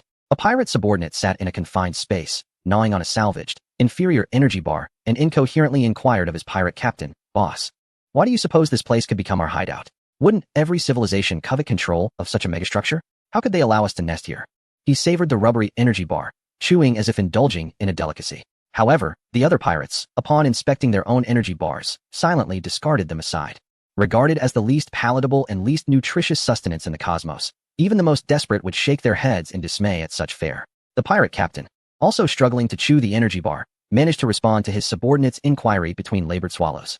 This megastructure has deteriorated to such an extent that it holds no value for restoration. Even dismantling it for scrap would not cover the cost of the fuel expended in the process. Hence, it remains unmonitored. After considerable effort, he finally swallowed the energy bar, taking a lengthy moment to regain his composure before continuing. Nonetheless, it serves as a decent refuge for us. Although dilapidated, it contains numerous sealed compartments suitable for resting and storing supplies. Moreover, most civilizations in the galaxy are aware that this place has been entirely abandoned and would not venture here. Only those inexperienced in interstellar matters would curiously probe this site. It is worth mentioning that there once existed a band of pirates here, yet they engaged solely in heinous acts of murder and plunder, preying on the weak. Fortunately, they have not been seen for quite some time, likely having met their demise against a stronger force. The pirate captain spoke with an air of authority, appearing to have been entrenched in this life for quite a while.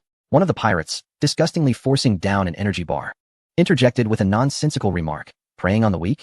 It seems we often resort to violence against those newcomers to space, doesn't it? Aside from not killing, we've done everything else. The captain shot him a glare, attempting to justify himself. What I do is merely to prepare them for the perils of the cosmos. Otherwise, with their naivety, they would inevitably be swindled by those galactic corporations. Indeed, you are right, Chief, they all agreed. Ultimately, this band of pirates managed to suppress their revulsion and swallowed their inferior energy bars, for after years of piracy, they had accumulated little wealth and could only afford such sustenance. Once we finish eating, we should depart. Haven't you heard about the so-called guardians of the lost civilization expanding their reach? Rumor has it they are near this sector of space, and if we linger here, we may well be disposed of as mere refuse. We ought to seize the moment and relocate. The captain instructed his subordinates to salvage whatever they could, and they hastily departed from the star system. They were fortunate, for shortly after their exit, a small spacecraft arrived at their former location. This vessel belonged to the Guardians research fleet, with a clear objective aimed at a colossal structure on the third planet. Sensors indicated the presence of this massive edifice, though it appeared to be utterly destroyed. Li Wenyuan gazed upon the immense structure in the image, feeling slightly disheartened. This was to be expected. The star charts from Karibo had already noted the existence of this ruined giant. Had it been feasible to restore, they would have long since claimed it. How could it remain unexamined? Nonetheless, the research vessel dispatched as many drones as possible to scan the colossal structure. Despite its ruined state, there might still be data to glean from the remaining debris that could contribute to the engineering of Level 6 technological constructs. As the drones conducted their scans, detailed information about the structure began to emerge, along with a stroke of good fortune. Nearly abandoned Sentinel Array. Description: this colossal structure has been nearly obliterated over an extended period, yet through analysis, there remains a possibility of restoring some of its functions. It is speculated that this structure once served as a massive monitoring device, capable of extensive spatial scanning over vast ranges, integrating data computation and simulations to yield results with an accuracy approaching 100, thereby enabling interstellar monitoring of civilizations on a cosmic scale. New technology has been added to the technology tree. Li Wenyuan was taken aback by the revelation that this nearly destroyed colossal structure might still hold the potential for restoration, even if only partially. He directly accessed the technological tree and gazed upon the newly added advancements. If his conjecture was accurate, this new technology would undoubtedly assist in the restoration of the colossal structure. Indeed, within the living metal technology tree, he discovered a new innovation: living metal repair engineering, technology level 5. Description: this nearly omnipotent special metal can substitute for the vast majority of materials. With its aid, we can epically restore those wonders even under limited technological capabilities. Potential technology: living metal colossal engineering 02. Living metal? I possess quite a bit of that. Li Wenyuan immediately set forth to construct stellar bases within this star system to assert sovereignty, while simultaneously instructing the engineering ship to commence repairs on the colossal structure using living metal. Since the advent of the dimensional manufacturing machine, his resources of living metal had expanded beyond the meager supplies found on Earth. This miraculous creation could also produce living metal. After a considerable passage of time, the ravaged colossal structure, which had captured Li Wenyuan's attention, completed a portion of its repair work. It still bore a dilapidated appearance, yet some of its functions had been restored with the assistance of living metal. Connection established with Sentinel Array. Sentinel Array repair progress 20. Monitoring range limited. Shall we activate the Sentinel Array? Is this the extent to which it can be repaired? I shall not be overly ambitious. Let us first observe its effects. Under Li Wenyuan's command, this ancient abandoned edifice once again exhibited a flicker of life. From the Carol system, a momentary spatial fluctuation rippled across thousands of star systems in the vicinity.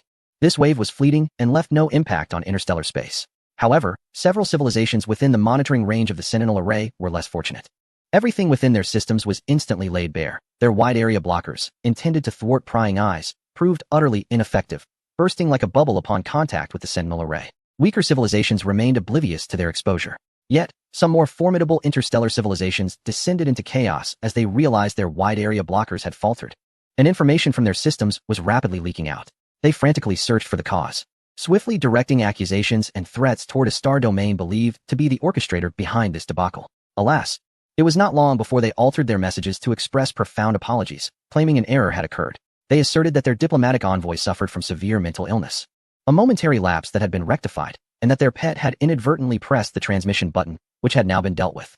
They requested not to be concerned, and hurriedly set about reconstructing their wide-area blockers.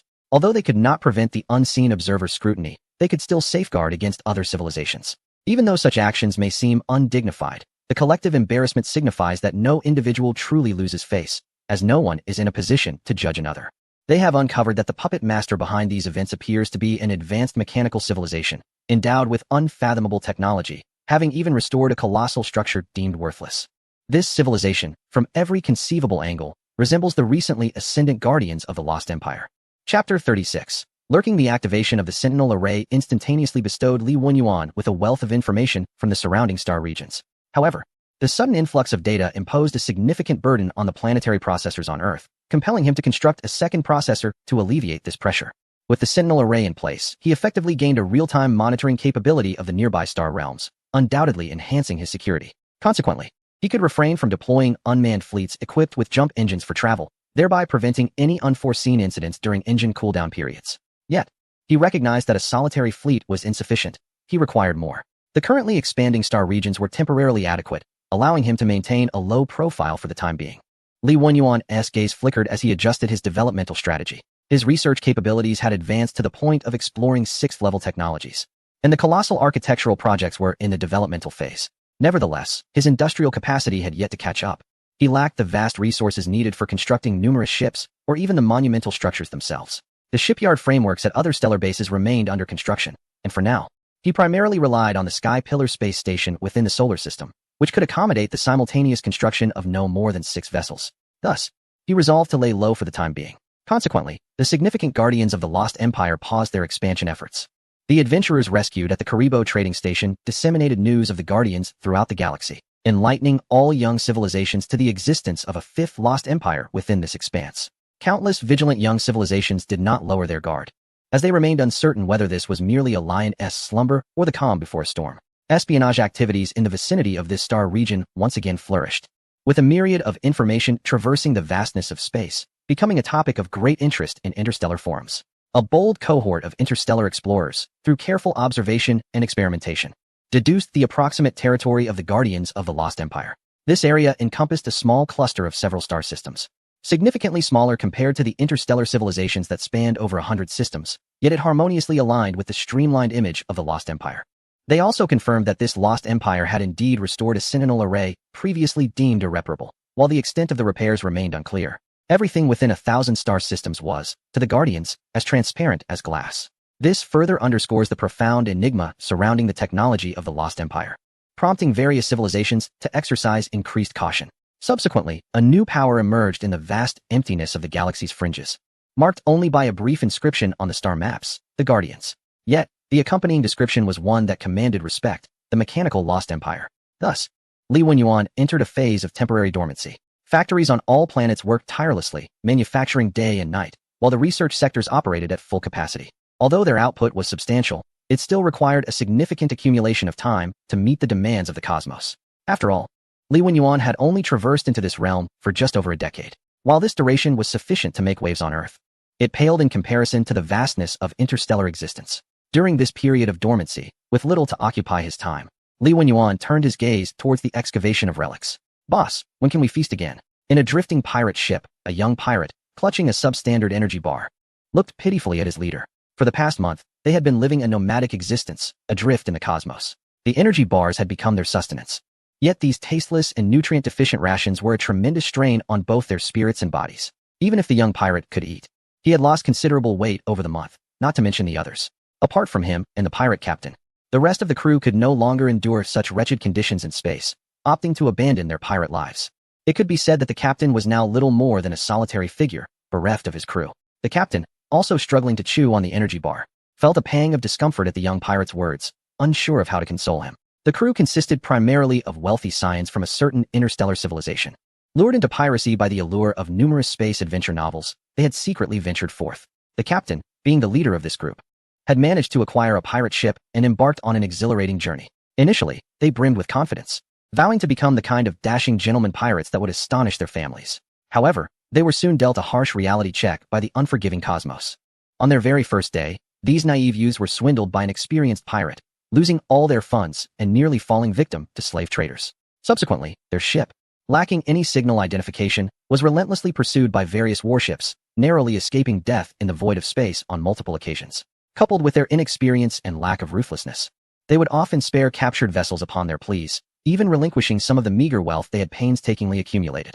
In the course of their tumultuous 3 to 4 years, this band of pirates found themselves, apart from preying upon the nascent and feeble civilizations newly venturing into the cosmos, perpetually in a state of retreat and evasion. The pirate captain, having come to terms with the grim reality of their existence, dared not return home, for their actions were undeniably those of a marauder.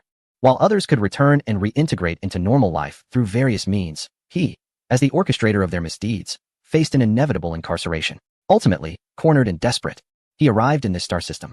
My dear brother, it is likely that I shall never ascend in this life. You still have a chance to return and save yourself.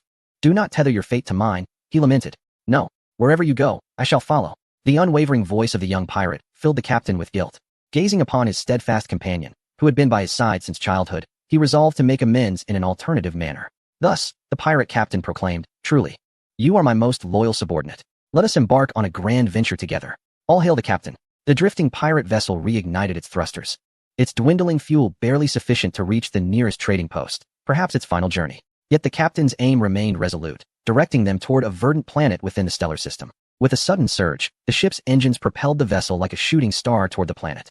The friction between the hull and the atmosphere ignited a brilliant glow, drawing the attention of the peaceful inhabitants below. The ship traversed oceans, mountains, and forests, ultimately crashing into a vast plain. The tremendous impact plunged the native creatures into disarray, their eyes wide with terror as they gazed at the billowing smoke, bewildered by the upheaval.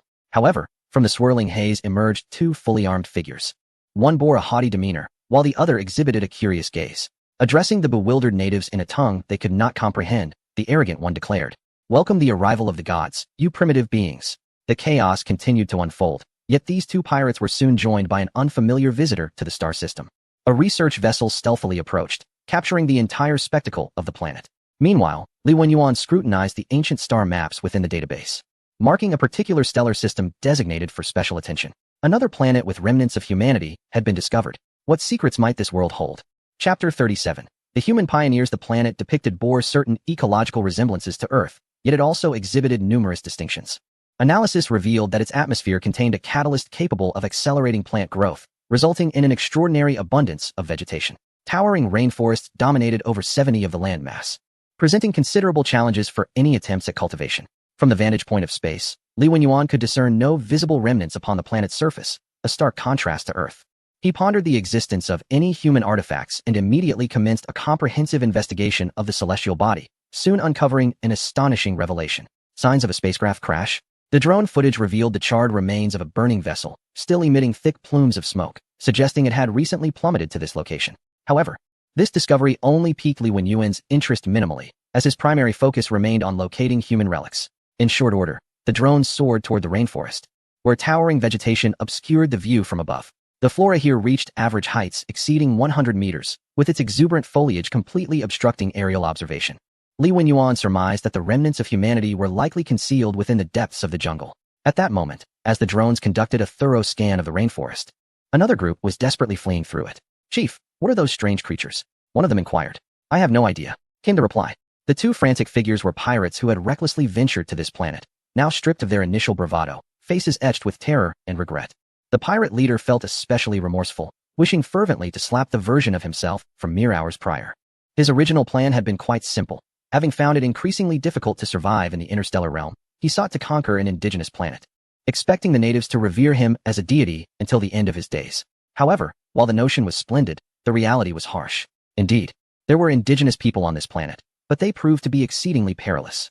Initially, the pirate leader had been quite arrogant, believing that with interstellar weaponry at his disposal, no native could pose a threat. Yet, he was swiftly and harshly corrected. Countless monkey-like creatures were relentlessly pursuing the two. Their bodies, evolved within the forest, far more adept at navigating the terrain than the pirates. Their robust musculature and seemingly inexhaustible stamina allowed them to closely tail their quarry. Had it not been for the efficiency of the powered armor donned by the pirates, they would have been overtaken long ago. Chief, do you still have any grenades? It seems those creatures are closing the distance. Upon hearing his subordinate's words, the pirate leader glanced back, his pupils constricting as he realized the gap had dwindled to a mere 10 meters. Thus, he gritted his teeth and hurled the last few grenades behind him in desperation. A tremendous explosion reverberated through the rainforest, the antiquated grenades producing bright flashes and deafening sounds, with considerable concussive force. Although outdated in the realm of interstellar combat, they were still effective in intimidating the indigenous creatures. Before him lay the remnants of those simian-like creatures. Dozens of them transformed into a gruesome spray of flesh and blood amid the violent explosion, their remains scattered across the verdant rainforest foliage. Remarkably, the surviving beings exhibited no signs of chaos. They functioned like efficient machines of slaughter, undeterred by the deaths of their companions, relentlessly pursuing their relentless task of hunting. Even more astonishing was the fact that the bloodied remnants, strewn about, retained a semblance of autonomy. They began to slowly writhe and crawl, gradually coalescing over time to reconstitute themselves into those simian-like forms. Once revived, these entities paused momentarily, their eyes regaining their lively spark, before swiftly resuming their pursuit deeper into the forest. This relentless resurrection was precisely the reason for the pirates' frantic retreat. They discovered that none of their weapons could definitively annihilate these horrifying beings.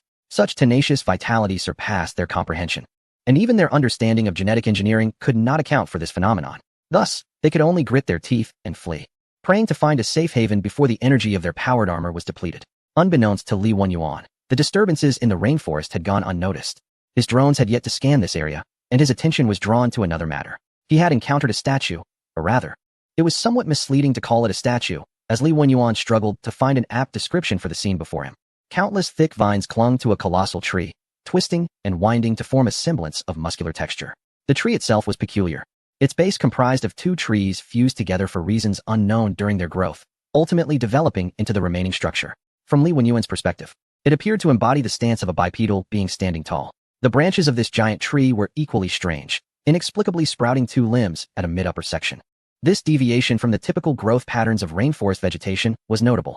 To optimize photosynthesis, these towering plants typically strive to grow upward, branching out at their highest points to compete with other flora, resulting in a stark reduction of sunlight beneath the canopy, rendering it nearly insufficient for photosynthetic needs. Consequently, the trunks of these trees often stood bare below the canopy, diverting no excess nutrients to grow superfluous branches. The branches of this massive tree, however, were distinctly unusual, and from Li Wenyuan's perspective, they might symbolize arms. What could account for such an odd tree? Li Wenyuan found it perplexing, initially attributing its peculiar form to mere coincidence or mutation. However, as he gazed longer, he increasingly felt that this was indeed a statue, deliberately shaped to commemorate some humanoid entity. Could it be a representation of humanity? Or perhaps some other extraterrestrial species? As he pondered, he suddenly detected an anomalous signal from the life intensity detector. The previously tranquil readings began to surge dramatically, causing the still rainforest to exhibit a subtle tremor. Li Wenyuan immediately heightened his awareness, swiftly shifting his perspective to other drones hovering above the canopy. It appeared as though the vast sea of trees was awakening from a deep slumber. The towering vegetation, which should have remained motionless, began to quiver as if yearning to soften its rigid form. Moreover, the indigenous creatures that had lived serenely on this planet seemed to respond to a mysterious call, embarking towards a singular direction as if in pilgrimage. The sight of numerous animals charging forth was a rare phenomenon, yet what transpired here resembled a cataclysmic upheaval, akin to a landslide or tsunami. Even from the vantage point of space, Li Wenyuan could discern, with the naked eye, the mass movement of these creatures. It was as if the entire planet had come to life. This astonishing spectacle was impossible to overlook. Guided by the life intensity detector, he directed a swarm of drones toward the animal's path. In a short span of time, they arrived at a peculiar location. Here, the rainforest loomed even taller, seemingly existing to safeguard a diminutive tree at its heart. At first glance, it appeared unremarkable, so much so that Li Wenyuan almost overlooked it entirely. However, the readings from the life intensity detector indicated that this tree was the source of the earlier disturbances. It was only then that he noticed the multitude of robust roots extending deep into the earth beneath the seemingly insignificant tree. It was difficult to fathom the extent to which these roots spread, yet Li Wenyuan harbored an inkling that perhaps the entire land was intertwined within this network of roots. The inconspicuous tree sensed the arrival of the drones and swayed slightly. At that moment, the research spacecraft in orbit received a unique signal wave. Li Wenyuan's gaze shifted as he commanded the ship to translate the signal, and soon, he beheld something that made his pupils constrict. Welcome back, human pioneer. Chapter 38. Planet Baegaya. The translated message from the enigmatic signal sent a ripple of surprise through Li Wenyuan. Judging from its origin, the signal emanated from the unassuming tree. Such content undoubtedly ignited a profound curiosity within him. Since his arrival, he had yet to encounter any other civilization acknowledging humanity's existence. This led him to wonder if humanity's history had faded into oblivion within the galaxy, leaving behind only ancient relics. Yet, this unknown life form directly referred to him as a human pioneer, filling him with both intrigue and a deep sense of suspicion. He had never revealed his consciousness. Why was he regarded as human? After a moment of contemplation, Li Wenyuan resolved to maintain the guise of artificial intelligence. He replied with the same signal. Keywords detected: humanity. The Guardian Matrix has taken control of this system. Diplomatic protocols have been initiated, and the conversation window will last for 360 seconds. Please clarify your intentions. The peculiar response evidently bewildered the other party, resulting in an extended silence. Consequently, after 60 seconds, Li Wenyuan sent a second message. Time remaining until conversation window closes, 300 seconds. According to the Lost Guardian Protocol, the Guardian Matrix will conduct an affinity assessment after the conversation window closes. Any adversaries will be met with caution. Please clarify your intentions. The urgency of the countdown and the mechanical tone of the communication further ensnared the other party in contemplation. Ultimately, just as Li Wenyuan prepared to send a third message, he received a query. May we first inquire about the nature of your relationship with humanity? Upon hearing this response, Li Wenyuan quietly exhaled in relief. It appeared that his portrayal of mechanical intelligence had indeed succeeded in distinguishing himself from humanity. With this advantage, he could potentially extract more information in the ensuing dialogue. Moreover, the tone suggested that the other party did not harbor hostility towards humanity. Rather, there seemed to be a degree of reverence.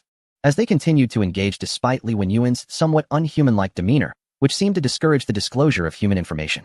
Thus, he continued to respond mechanically. The Guardian Matrix is responsible for maintaining the normal operation of humanity's lost planet.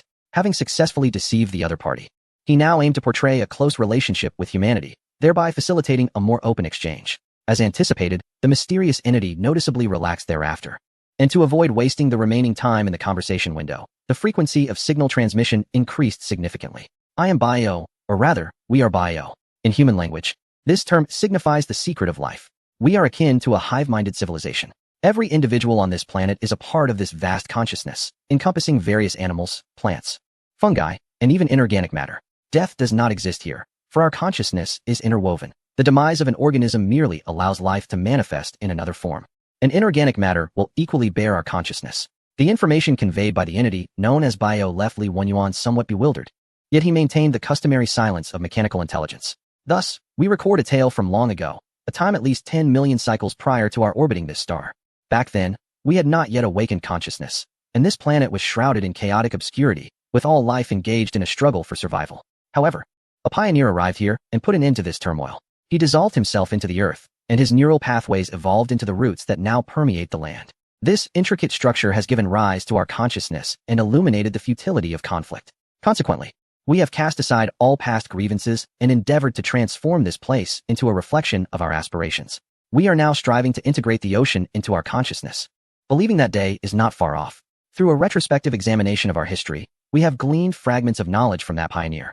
Although we do not know his specific name, we are aware that he referred to himself as humanity. We have long honored this pioneer's legacy, and thus we seek to awaken his consciousness. The statue you have previously encountered is the vessel we have crafted for him, awaiting his return. After hearing this lengthy narrative, Li Wenyuan comprehended their origins and discovered clues regarding the human pioneer. Yet, there exists no evidence to substantiate this, leading Li Wenyuan to mark the story with a question mark in his archive dedicated to documenting human information. He now faces two lingering questions. Firstly, how did Bao ascertain that he was human? It is known that he currently embodies a digitized consciousness and did not bring a synthetic being on this journey. Without even having confirmed appearances, this entity named Bao immediately referred to him as the human pioneer. Surely, such a coincidence is improbable? Secondly, what remnants of humanity has he inherited here? He arrived based on an ancient star map unearthed from the ruins, expecting to encounter a perilous site to explore. Yet what lay before him now was likely a sentient planet. What purpose does his presence here serve? Is it merely to hear Bao recount a tale? Li Wenyuan considered this possibility, as Bao's story was indeed peculiar. He could even sense a surge in the sociological research samples within the research zone. After much contemplation, Li Wenyuan posed a query in the distinctive tone characteristic of mechanical intelligence. According to the Lost Guardianship Protocol, the Guardianship Matrix must cease all exploration of human civilization and contain humanity's forsaken technologies. How does the Bao civilization conduct human exploration? Does the Bao civilization possess relevant technology? Please provide your response. This cold tone may seem rather devoid of empathy, yet it is a perfectly normal expression for the lost mechanical intelligence. Bao, seemingly accustomed to such inquiries, elucidated. Throughout our extensive existence, we have grown exceedingly sensitive to the passage of time. Given the vastness of the universe, we cannot directly discern who is human or where humanity resides. However, as time has elapsed, the ancient essence of humanity should be distinctly apparent. Even when compared to other ancients who seem markedly youthful, it is this shared temporal essence that has led us to misjudge you as one of humanity. Yet, in truth, we are unable to conduct an exploration of human civilization. Do you understand this? Who would comprehend such matters? Li Wenyuan yearned to express this sentiment. Yet he was compelled to maintain the cold detachment of mechanical intelligence, unwilling to compromise his image.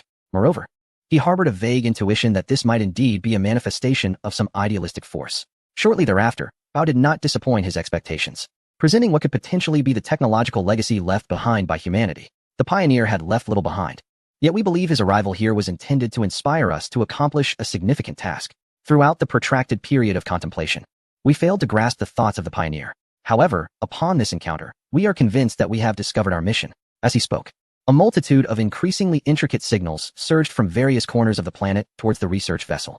At that moment, it seemed as though every individual on the planet harbored fragments of knowledge, which, through this concentrated transmission, ultimately enabled Li Wenyuan to achieve some form of success. New technology has been added to the technology tree. This extraordinary method left Li Wenyuan in awe, prompting him to access the technology tree interface within the database. Among the grayish level 8 technologies, in addition to the celestial warship and the jump engine, there emerged a new entry. Bao Gaia Cedar, technology level 8, description, through the theories and technologies shared by this hive-minded civilization, we may have the capacity to transform a planet into a special world that can perfectly accommodate any species, where all life can coexist in harmony. We shall name this planet Gaia. Potential technology, creation theory, 0. Li Wenyuan scrutinized this technology, discovering that the resource requirements for the planetary transformation were not excessively high, though the duration of the transformation was considerably lengthy. Depending on the planet's size and environmental conditions, it would take a minimum of 10 years and could extend up to a century. While it may not serve much purpose for me at present, it is nonetheless an 8th level technology, which could prove useful in the future. He temporarily placed his trust in Bao's assurances. Given Bao's remarkably amicable demeanor and the absence of any hint of hostility throughout their interaction, nevertheless, he reclassified this star system as a priority system. The planet still held many secrets, and he resolved to investigate further once he possessed greater strength and improved means of exploration. Thus, he maneuvered the research vessel, leaving behind the following message before departing. Dialogue window has been closed. According to the Lost Guardianship Protocol, the affinity of the Bao civilization is friendly. We appreciate your cooperation. After his departure, the planet, where Bao resided, once again succumbed to silence. The fallen pirate ship no longer emitted smoke. Yet its original owner's situation had also reached a dire impasse. The two pirates were ensnared within a tree, appearing to merge with it. The branches of the tree swayed gently, disseminating faint signals. Analyzing the nervous systems of these extraterrestrial visitors may grant us insights into the secrets that lie within ourselves, and could also benefit the revival of the pioneer's consciousness. But will there be other outsiders? Chapter 39. The onslaught of cosmic horror beings since the establishment of communication with the Guardians. The status of the Karibo trade outpost has risen significantly among all Karibo trading enclaves. Originally a mere trading hub, it has been equipped with numerous new facilities under the strong support of headquarters. Departments akin to observational institutions, research facilities, and diplomatic agencies have also established branches here, aiming to investigate every action of the lost mechanical empire. The stature of the outpost's leader, Blaney, has consequently soared. Once viewing a return to headquarters as his greatest honor, he now finds contentment in remaining here. Thus, he has proposed to headquarters his desire to continue his tenure. Although his current position is merely that of a trade enclave manager, following the contributions of his corporeal form to the Ascension technology, his status exudes a sense of superiority, akin to that of a board member overseeing thousands. Even managers from other trading enclaves find themselves needing to regard his disposition. This has naturally caused Blaney to feel somewhat inflated with pride, believing he has encountered a benefactor in life. Today, he leisurely occupied the upper-level entertainment area, indulging in the privileges typically reserved for the most elite clubs at headquarters, relishing the ease of his recent lifestyle. However, one of his subordinates hurriedly approached, leaning in to whisper a few urgent words. Manager, our observation institution has detected unusual activity from a nearby star. Its brightness is rapidly diminishing, seemingly on the verge of extinguishment. Upon hearing this news, Blaney did not even lift his eyelids, lazily replying, "And what does that have to do with us? The birth, aging, illness, and death of celestial bodies are entirely natural. Stars too must face their demise eventually. We must acclimate ourselves to such scenes." It's not quite like that. According to the research institution's analysis, they believe this extinguishment is not a normal occurrence. It seems that something is consuming the star's matter, directly leading to its demise. At this point, Blaney finally raised his head, though his demeanor remained largely unchanged. Just spit it out. They paid a hefty sum to send you here for what purpose? You should know I have no patience for such news. The subordinate trembled slightly, cold sweat dampening his back. He swallowed hard, struggling to articulate. They believe this may be a precursor to some colossal threat and wish for headquarters to dispatch more advanced scientists for research. However, they also realize they lack the persuasive power, hence they seek your intervention. Huh, what a joke. Do you truly think my involvement would sway anything? Blaney scoffed, his tone causing the subordinate to instantly prostrate himself, unable to meet his formidable gaze. The headquarters is currently delving into the pivotal technology that would allow the deceased to engage in labor. It is utterly implausible to allocate manpower for such trivial matters. Do you wish for me to sweep the floor with authority at the headquarters? No, I dare not. Relay to those individuals that my financial contributions are not intended for such frivolities. Focus our efforts on the Guardians. In due time, I shall conduct an inspection of their outcomes. Those who fall short shall no longer partake in the company's sustenance, as the third mining station would be better suited for them. As for you, tend to the entrance diligently. There is no need for you to seek my audience again. The trembling subordinate nodded in submission, ultimately crawling away from this place. Meanwhile, Blaney shook his head repeatedly, lamenting the incompetence of his subordinates. If only everyone were as worry-free as Mao Xiong. Suddenly, Mao Xiong, who had been dozing off in the security room, sneezed and nearly toppled from his chair. Rubbing his head, he succumbed once more to slumber. At this moment, all was normal within the trading station. However, the aforementioned stellar system was inexorably approaching its countdown. The star at the center of the system had dimmed significantly, resembling a patient afflicted with cancer. Logically, all planets within the system should experience a drastic decrease in heat, plunging them into an endless ice age. Yet, this realm maintained a state reminiscent of its former glory, as if another heat source were providing energy comparable to that of a star. Ultimately, the star extinguished in a feeble flash, signifying its demise. Yet, from the remnants of this star, another colossal luminescent entity began to rise slowly. The planets, warmed by its presence, could potentially harbor worlds capable of giving rise to life under such temperatures. However, this radiant entity showed no inclination to linger. It instinctively continued its journey toward the next food-rich star system. The luminous body gradually receded until it vanished, leaving the planets to succumb to a frigid permanence at temperatures of over 200 degrees below zero. Consequently, all civilizations, unable to perceive the light emanating from this place, removed it from their star maps. Thus, this realm fell into a profound silence. Far away, at the observation station of the Cerberus 13 Trade Enclave, the abnormal demise of this stellar system was noted. However, constrained by orders from above, they could only hastily document the event before redirecting their focus to the Guardians' lost empire. Not long after, in a system known as Bo-2, a group of indigenous inhabitants witnessed the spectacle of the star's extinction. Reports confirmed that Proxima Centauri, which had exhibited abnormal fluctuations 2 years prior, had officially extinguished. Experts declared this to be the most significant cosmic discovery in nearly a century, as we have successfully witnessed the demise of a star. They asserted that through this revelation, we might unlock the mysteries of the universe. Perhaps, in this vast cosmos, we are not alone. Surrounding advertising screens now inundate viewers with relentless promotions of this singular event. In recent years, the curiosity and exploration of space have become a prevailing trend among the public. Regardless of age or profession, be it researchers or janitors, everyone is capable of engaging in conversations about the cosmos, exuding an air of collective enthusiasm for the universe. A plethora of science fiction films, novels, and games have emerged, each distinguished by imaginative brilliance, garnering widespread acclaim and further igniting the public's passion for the celestial realm. A sense of longing and optimism fills the hearts of many as they gaze into the unknown skies, as if nothing could hinder their quest to explore the stars. On the streets, people fervently discuss the recent news of Proxima Centauri's extinguishment. Even students partake in this discourse. A group of high school students engages in a lively debate. Do you think the extinguishment of Proxima Centauri was caused by a massive deluge of water? Your physics teacher would surely be exasperated by such a notion, for a star does not burn in the conventional sense. I merely proposed a possibility. That is not just improbable. It is utterly impossible. I suggest you revisit the chapter on nuclear fusion rather than indulge in this debate. Well then, what do you think it is? Me? The usually serene individual among the students chuckled, revealing an enigmatic expression. I believe it is some sort of organism that consumed the star. Chapter 40. The Star Eater. After all this digging, is this what you found?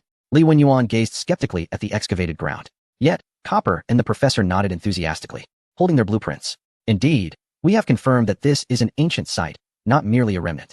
Based on our restoration efforts, we believe this to be a structure of significant memorial value. Furthermore, Analysis of the materials from these ruins indicates that this commemorative edifice is predominantly composed of the remains of some organism. Li Wenyuan was momentarily at a loss for words, as the area of this site spanned an astonishing 600,000 square kilometers, easily visible from space with the naked eye. Moreover, it was constructed from the remains of some organism. How colossal must that being have been in life? What baffled him most was the realization that such an expansive structure was intended for memorial purposes. Additionally, we have discovered an encrypted document within this ancient site, which has already been uploaded to the database. Copper informed the overseer of the last findings from the excavation before swiftly proceeding with the professor to the next site in need of exploration. The excavation of this site proved rather mundane, devoid of thrilling mechanisms or extraordinary phenomena. Aside from its sheer size, it possessed no distinguishing features, rendering the digging experience rather uninspiring. For the two seasoned adventurers, accustomed to excitement, it was akin to chewing wax, leaving them eager to embark on new excavation endeavors. As Li Wenyuan was about to inquire whether a break was necessary, he noticed the eager expressions of those around him and shook his head, redirecting his focus to the encrypted document. The encryption was not particularly complex, allowing him to effortlessly access its contents. He soon discovered that it detailed the origins of this monumental structure. In the 25th year of the Ascendant Era, we observed a colossal space creature approaching the solar system. Initially, we mistook its extraordinarily luminous form for a new star. However, upon examining the gravitational anomalies it produced, we deduced that its actual size lies somewhere between Mars and Earth, and it cannot be excessively large. What could enable such a creature to emit a brilliance surpassing that of a star? Thus, before it entered the gravitational well of the Sun, we dispatched a team for comprehensive exploration. This organism appears to feed on stellar matter, possessing a high body density and unknown internal organs that allow it to parasitize the surfaces of stars, directly seizing stellar material without suffering any repercussions. It consistently transforms the stellar matter into a more radiant luminescence, which we surmise is an instinctual behavior to attract potential kin. Based on its habit of consuming stellar material, we designated it as the Star Eater. This Star Eater was heading straight for the Sun, prompting us to neutralize it midway to prevent any adverse effects on the solar system. A portion of its remains was collected and used to construct this memorial, commemorating our first confirmation that the universe is not solitary. With this introduction, Li Wenyuan comprehended that this vast structure was indeed merely a monument. Nevertheless, it provided some insight into humanity's past. A creature that feeds on stars? Quite intriguing. One wonders how many more fascinating cosmic beings inhabit this galaxy. For now, he resolved to continue searching for remnants of humanity. Ideally, each site would unveil fragments of historical significance. Let us see. The next galaxy is the Bota Galaxy. Upon hearing this name, Brining merely glanced at his subordinate before reverting to his usual languid demeanor. I have expressed my disdain for such trivialities. The previous individual was dispatched to guard the entrance. Do you require me to send you to the mines to grasp the essence of discerning your superior's intentions? The subordinate, though trembling with fear, endeavored to relay the information to Brining. The observation station has confirmed that the culprit behind the recent stellar extinguishment is indeed a Star Eater.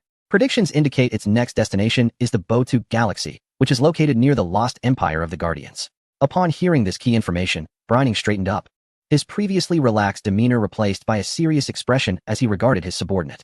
This is a matter of significant concern. Well done. I hereby announce that your required unpaid service time to the Enterprise shall be reduced to 5 years as a reward for your bravery. The subordinate was immediately struck with a mix of astonishment and joy, repeatedly expressing gratitude for Brining's mentorship. Brining, however, merely waved him off, pacing back and forth within the confines of the entertainment venue. At present, the nearest observation station to the Guardians was located here. While other civilizations had also established nearby observatories, they remained incomplete, presenting an excellent opportunity for promotion. The Lost Empire would never permit threats in its vicinity. If one could exclusively broadcast the spectacle of the Guardians vanquishing the star-eating worms, it would undoubtedly enhance corporate popularity and simultaneously elevate the Guardians' profile. A truly fortuitous endeavor. I must reach out to the board immediately. Thus, a torrent of information began to flow once more from this location. Some civilizations began to sense something amiss, hastening the construction of their observation stations. Yet, compared to the advantages of proximity enjoyed by Kurue Bo, they remained at a disadvantage. Almost the entire galaxy's attention converged upon an inconspicuous star system known as Bo2. Nearby interstellar adventurers ventured inside, selling high-priced insights about the interior conditions, eager to profit before the arrival of the Star Eater. Concurrently, news of an indigenous civilization within this system reached various civilizations, yet most remained indifferent, more intrigued by how the Guardians intended to eliminate such cosmic entities that devoured stars. One exception was the Fireseed Alliance, a group of mercenary enterprises. Given their proximity, why did they not endeavor to save that indigenous civilization? Even if it meant merely relocating a portion of their population, there was no use in feeling indignant. Those cold-hearted individuals would never engage in such thankless tasks. Our vessel closest to the Boda star system had already departed, hoping to rescue them before the Star Reader's arrival. The capital system of the Fireseed Alliance echoed with widespread condemnation, vehemently denouncing Ku-Rue-Bo for its inaction and mocking other civilizations, while simultaneously imploring nearby civilizations to extend a helping hand. Once, they too had been an indigenous civilization, preserving the last embers of their existence through a cataclysm, taking far longer than others to barely establish themselves in the interstellar arena. Thus, they were fervently passionate about rescuing various indigenous civilizations, though only those that were native. The fates of interstellar civilizations were of no concern to them. Their aggressive stance in interstellar exchanges led them to incessantly berate any interstellar civilization with indigenous populations, resulting in strained relations with nearly all civilizations, teetering on the brink of war over ideological differences. The Fireseed Alliance continued to attempt to leverage their meager influence to draw attention from other civilizations. Yet the research vessel controlled by the Guardians had silently entered the Boda star system and was gradually approaching a planet teeming with life. Chapter 41. The Civilization Accelerator. The research vessel neared the indigenous planet within the Boda star system, yet it maintained a state of invisibility, unless absolutely necessary. Li Wenyuan was reluctant to provoke unrest among the natives, for he had already observed the artificial satellites orbiting the planet. This indicates that civilization here has at least entered the information age, and there remains a possibility of discovery in close proximity. However, drones do not share this predicament. Those equipped with omniscient cloaking systems can hardly be detected in this locale. Furthermore, they thrive effortlessly within the tumultuous atmospheres of gaseous giants, making the conditions of a mundane planet child's play in comparison. Thus, a multitude of drones infiltrated the planet from all directions, commencing their scans for remnants of human existence. These invisible drones traversed the urban skies unobtrusively, uploading data from below to the research vessel piece by piece. It appeared that no one had noticed this occurrence. Yet among the inhabitants of this planet, there was one particularly unique individual, a high school student who distanced himself from his peers, lamenting the fatigue of conversing with ordinary people. His name was Dig, a self-proclaimed chosen one. Ever since the day he awoke to discover he possessed a system, he felt destined to be the protagonist. He returned home as usual, to a desolate abode devoid of anyone but himself. Upon entering, he silently mused, "System, what is today's task?" In the past, the system would promptly relay the pertinent details, but this time, there was no response. This caused Dig to furrow his brow, repeatedly calling out the system's name. After an extended silence, the system finally responded. "Main quest has been altered. Find a means of survival before the Devourer arrives. Apocalypse countdown. 60 days." This abrupt revelation left Dig momentarily stunned, and he began to frantically shout within his mind, System, what is happening? Wasn't I just showing off in front of my classmates yesterday? How has it suddenly transformed into an apocalypse today?" He was utterly horrified.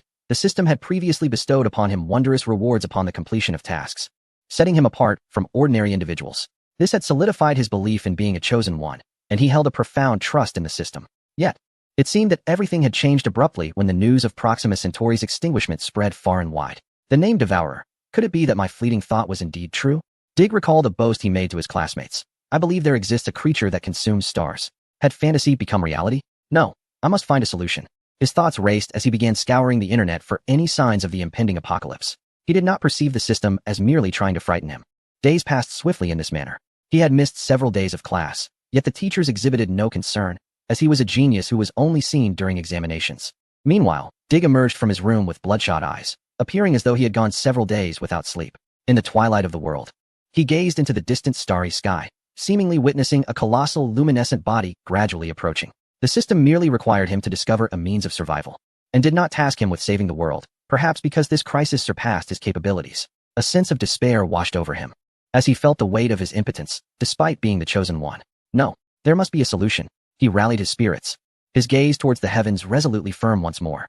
It was at that moment that his eyes, enhanced by the system, perceived a multitude of unidentified flying objects soaring above. A sense of astonishment filled his heart. He could distinctly see those dark, enigmatic crafts streaking across the sky, yet passers-by seemed utterly oblivious, as if these entities were invisible to them. Could this be a harbinger of the impending apocalypse? I must pursue this.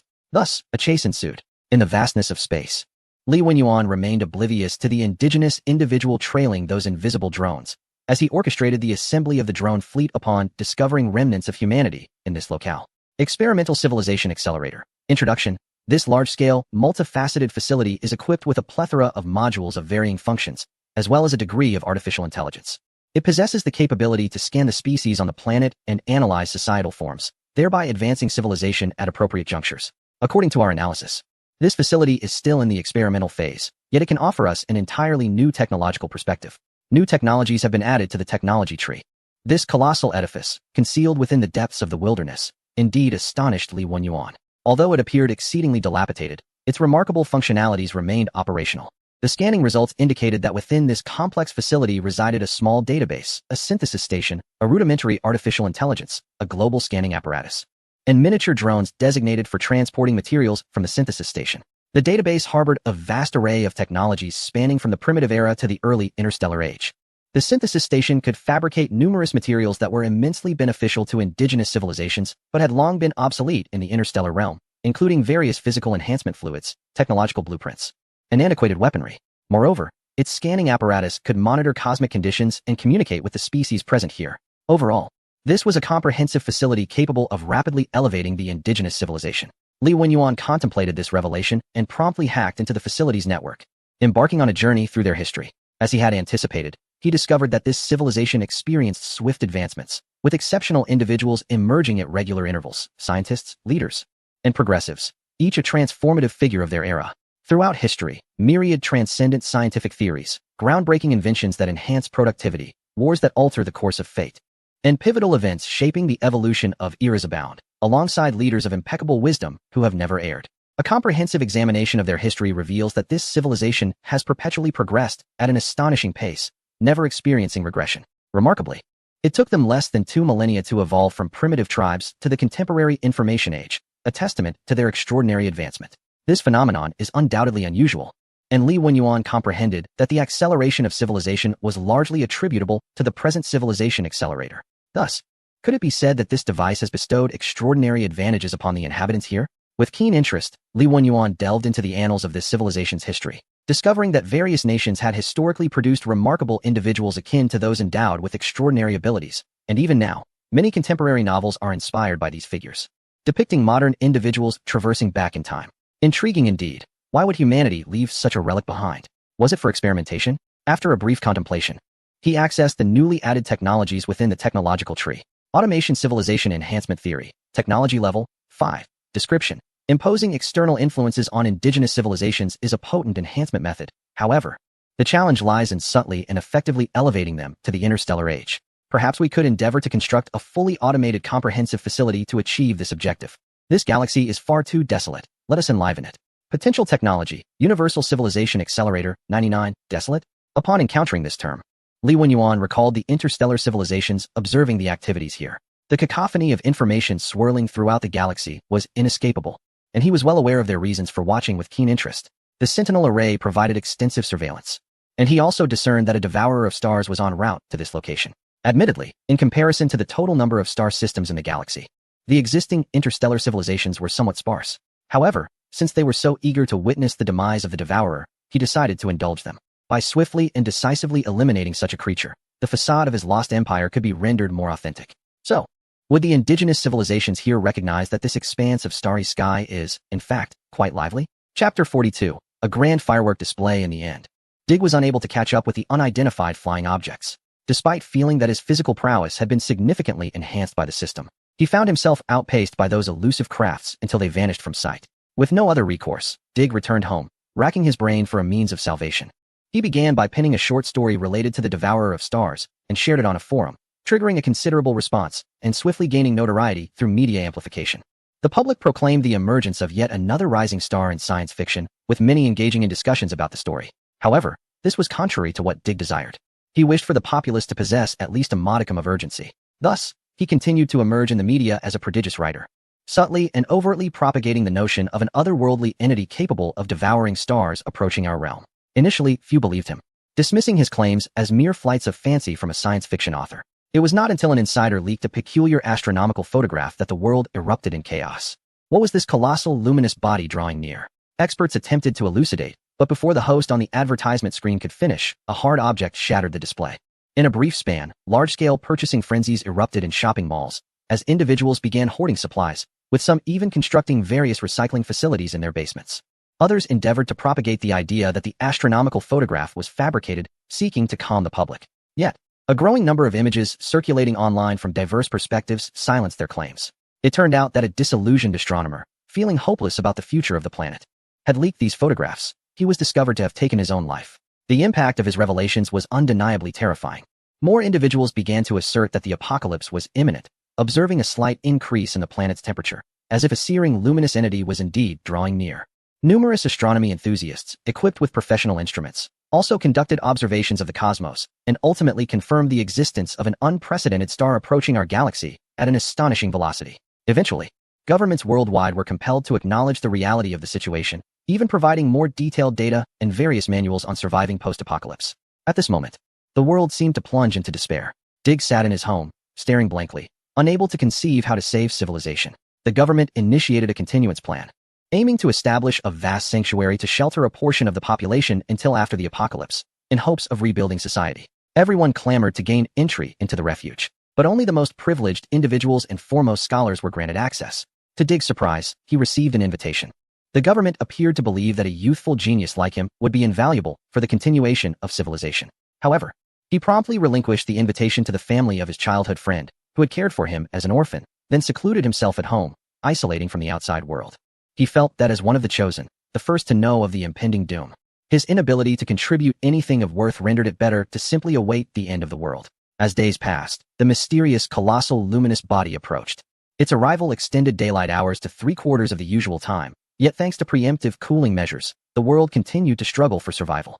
Everyone assumed that this colossal luminary was akin to a star, merely passing through this galaxy, and that life here might eventually return to normalcy once it departed.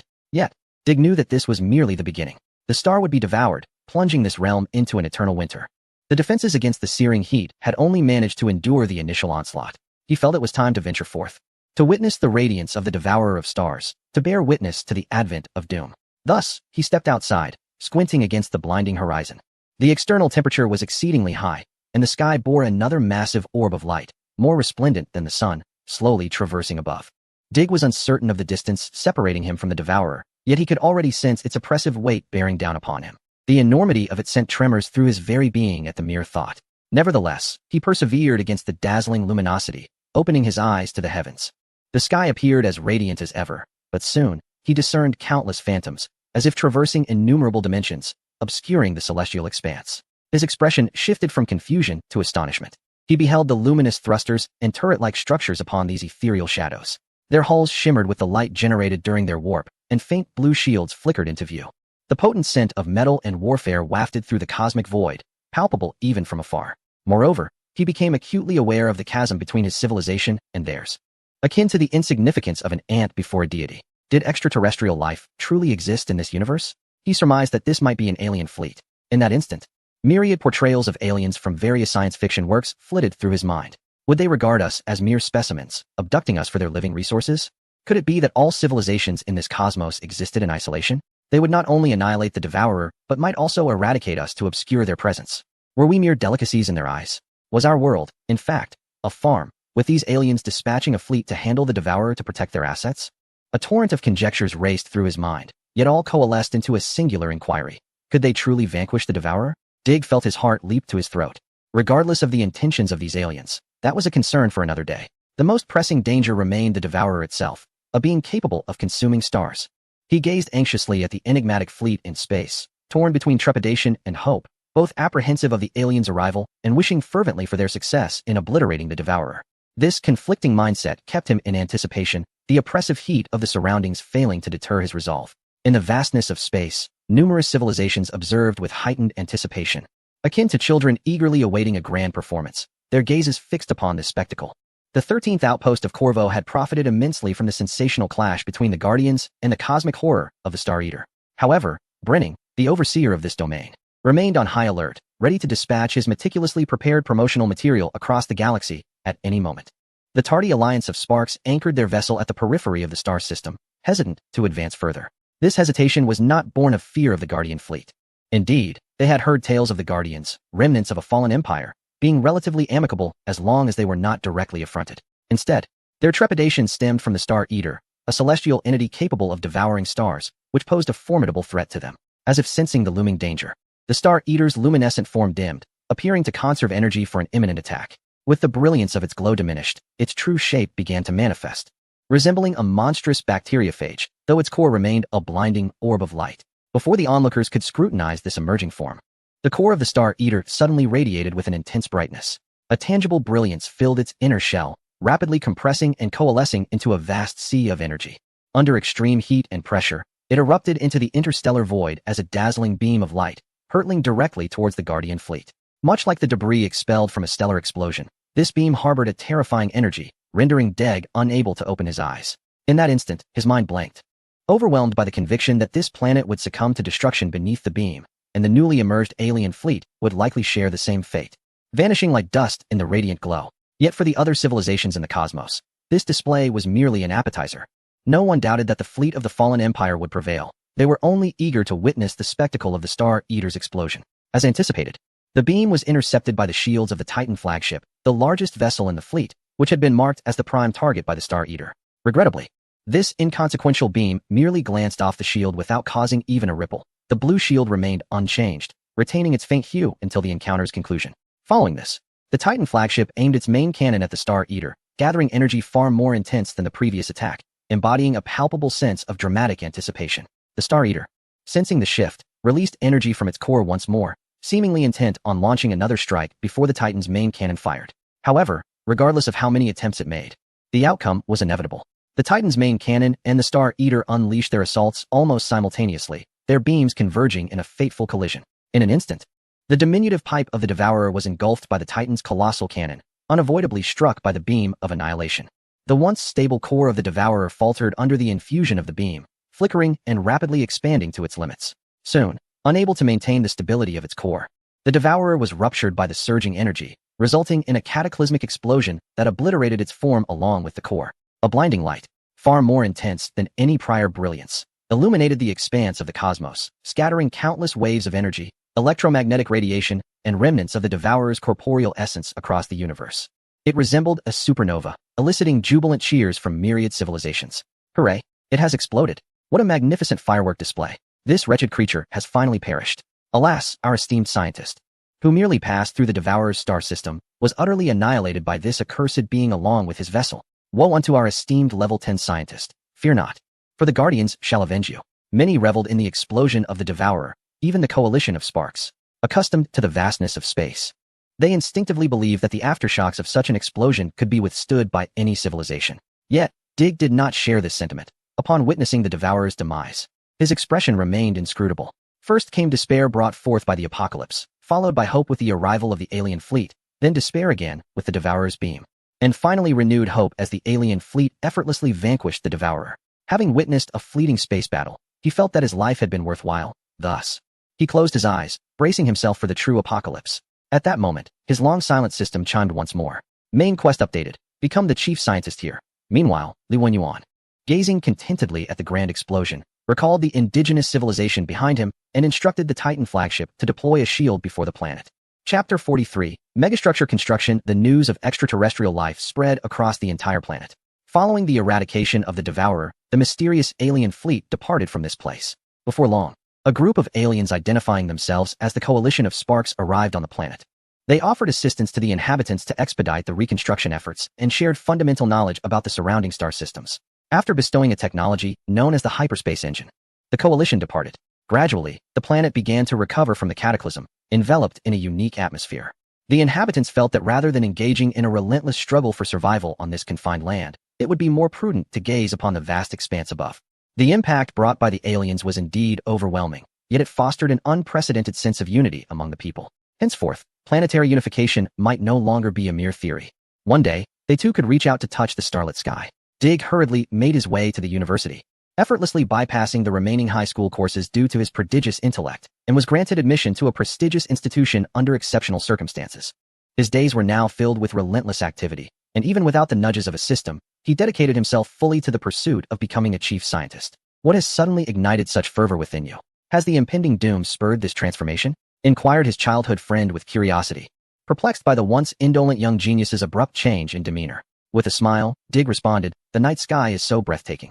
If I do not witness its splendor before my body succumbs to decay, would it not leave me with a profound regret?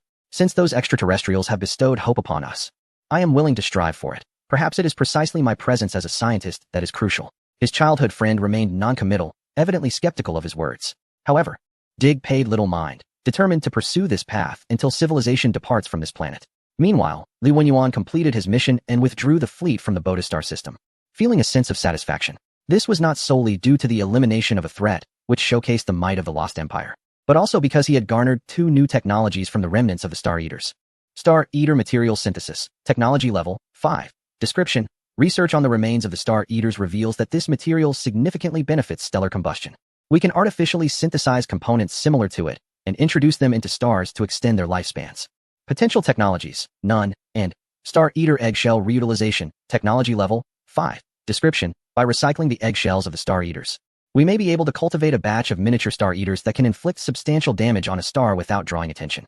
Potential technologies: none. These 2 technologies exist independently within the tech tree. At first glance, they may seem of little utility, but Li Wenyuan believed that perhaps one day they would prove indispensable. Additionally, he had another reason for elation. The technology for megastructure engineering had been successfully developed. The efficiency of the expanded research zone had noticeably improved, and after a brief contemplation, he decided to focus his next research direction on the study of gate builders. Among the other 6th-level technologies, he did not find any particular necessities at the moment and chose one based on his interests. The 7th-level technologies, which presented exponentially increasing research difficulties, were beyond his current capabilities. Just like the celestial miracle, Li Wenyuan was tempted by the various, more powerful megastructures unlocked by it. Yet its 7th-level research required an astonishing 500 years. Clearly, his research capabilities did not yet meet the demands of 7th-level technologies. It was far more prudent to complete as many 6th-level technologies as possible before embarking on the arduous journey of 7th-level research. Having completed the research on megastructure engineering, he now possessed numerous blueprints for constructing grand structures. Ultimately, he set his sights on 2 particular megastructures. In the desolate Corollas galaxy, the return of its sovereign has once again been heralded. Here lies an abandoned, yet partially restored sentinel array, and Li Wenyuan has resolved to erect monumental structures within this galaxy. The stellar base has been preemptively fortified with an array of defensive weaponry, transforming it into an immobile bastion of space. An abundance of engineering vessels has commenced their industrious labor, with numerous transport ships shuttling back and forth, laden with construction materials. 2 colossal edifices, rivaling the sentinel array, are beginning to take shape within the galaxy. One is poised to significantly enhance research velocity, while the other promises to markedly elevate the efficiency of starship production. These structures are the scientific hub and the gigantic dockyard.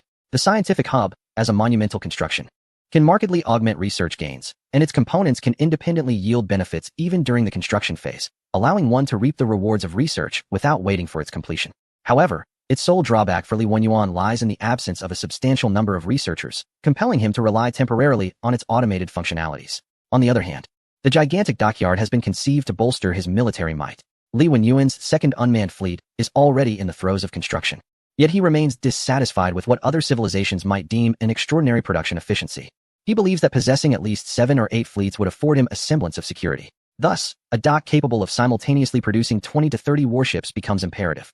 In this manner, even amidst the throes of war, he would be able to replenish his forces ceaselessly. Thus, the dormant Guardian embarked on a path of wonder. Meanwhile, in the expanse of the galaxy, few have noticed this development, as their attention has been captivated by another momentous event.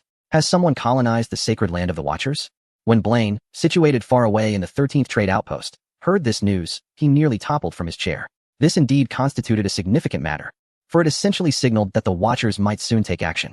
As one of the 5 remaining lost empires in the galaxy, the Watchers have consistently adhered to their customary indifference toward external affairs. Although it is said that idealist civilizations exist under the guardianship of the Watchers, in reality, the wars between materialist and idealist civilizations seldom draw their attention.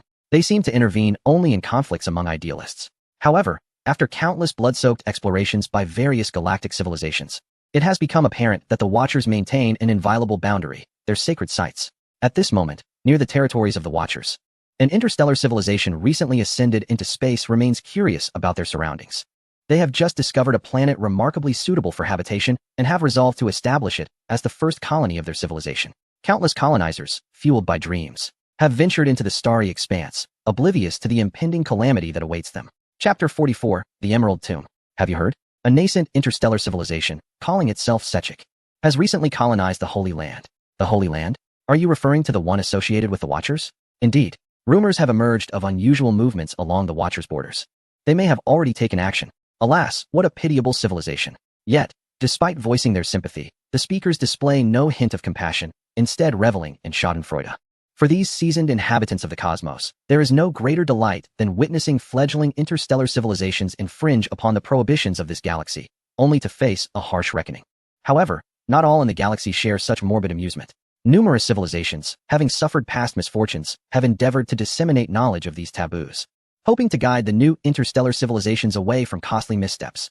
Yet, there will always be those unfortunate souls, or perhaps self-assured individuals, who dare to challenge these boundaries. Secek is one such civilization. Due to their inherent intelligence, they have ascended to the stars with remarkable ease, seemingly unimpeded in their development. Their overconfidence leads them to believe they are the first race to venture into the cosmos, raising doubts about whether their intelligence has been tainted by hubris. In their arrogance and curiosity, they have incorporated a holy land planet into their colonial domain, a world known within the galaxy as the Emerald Tomb. The Emerald Tomb? Li Wenyuan, engrossed in his work, paused to contemplate the information presented by his archaeologists, his expression reflecting deep thought. According to the intelligence unearthed from the ruins, humanity has left behind an exceedingly significant artifact, so momentous that a particularly luminous point now marks a star system on his star map.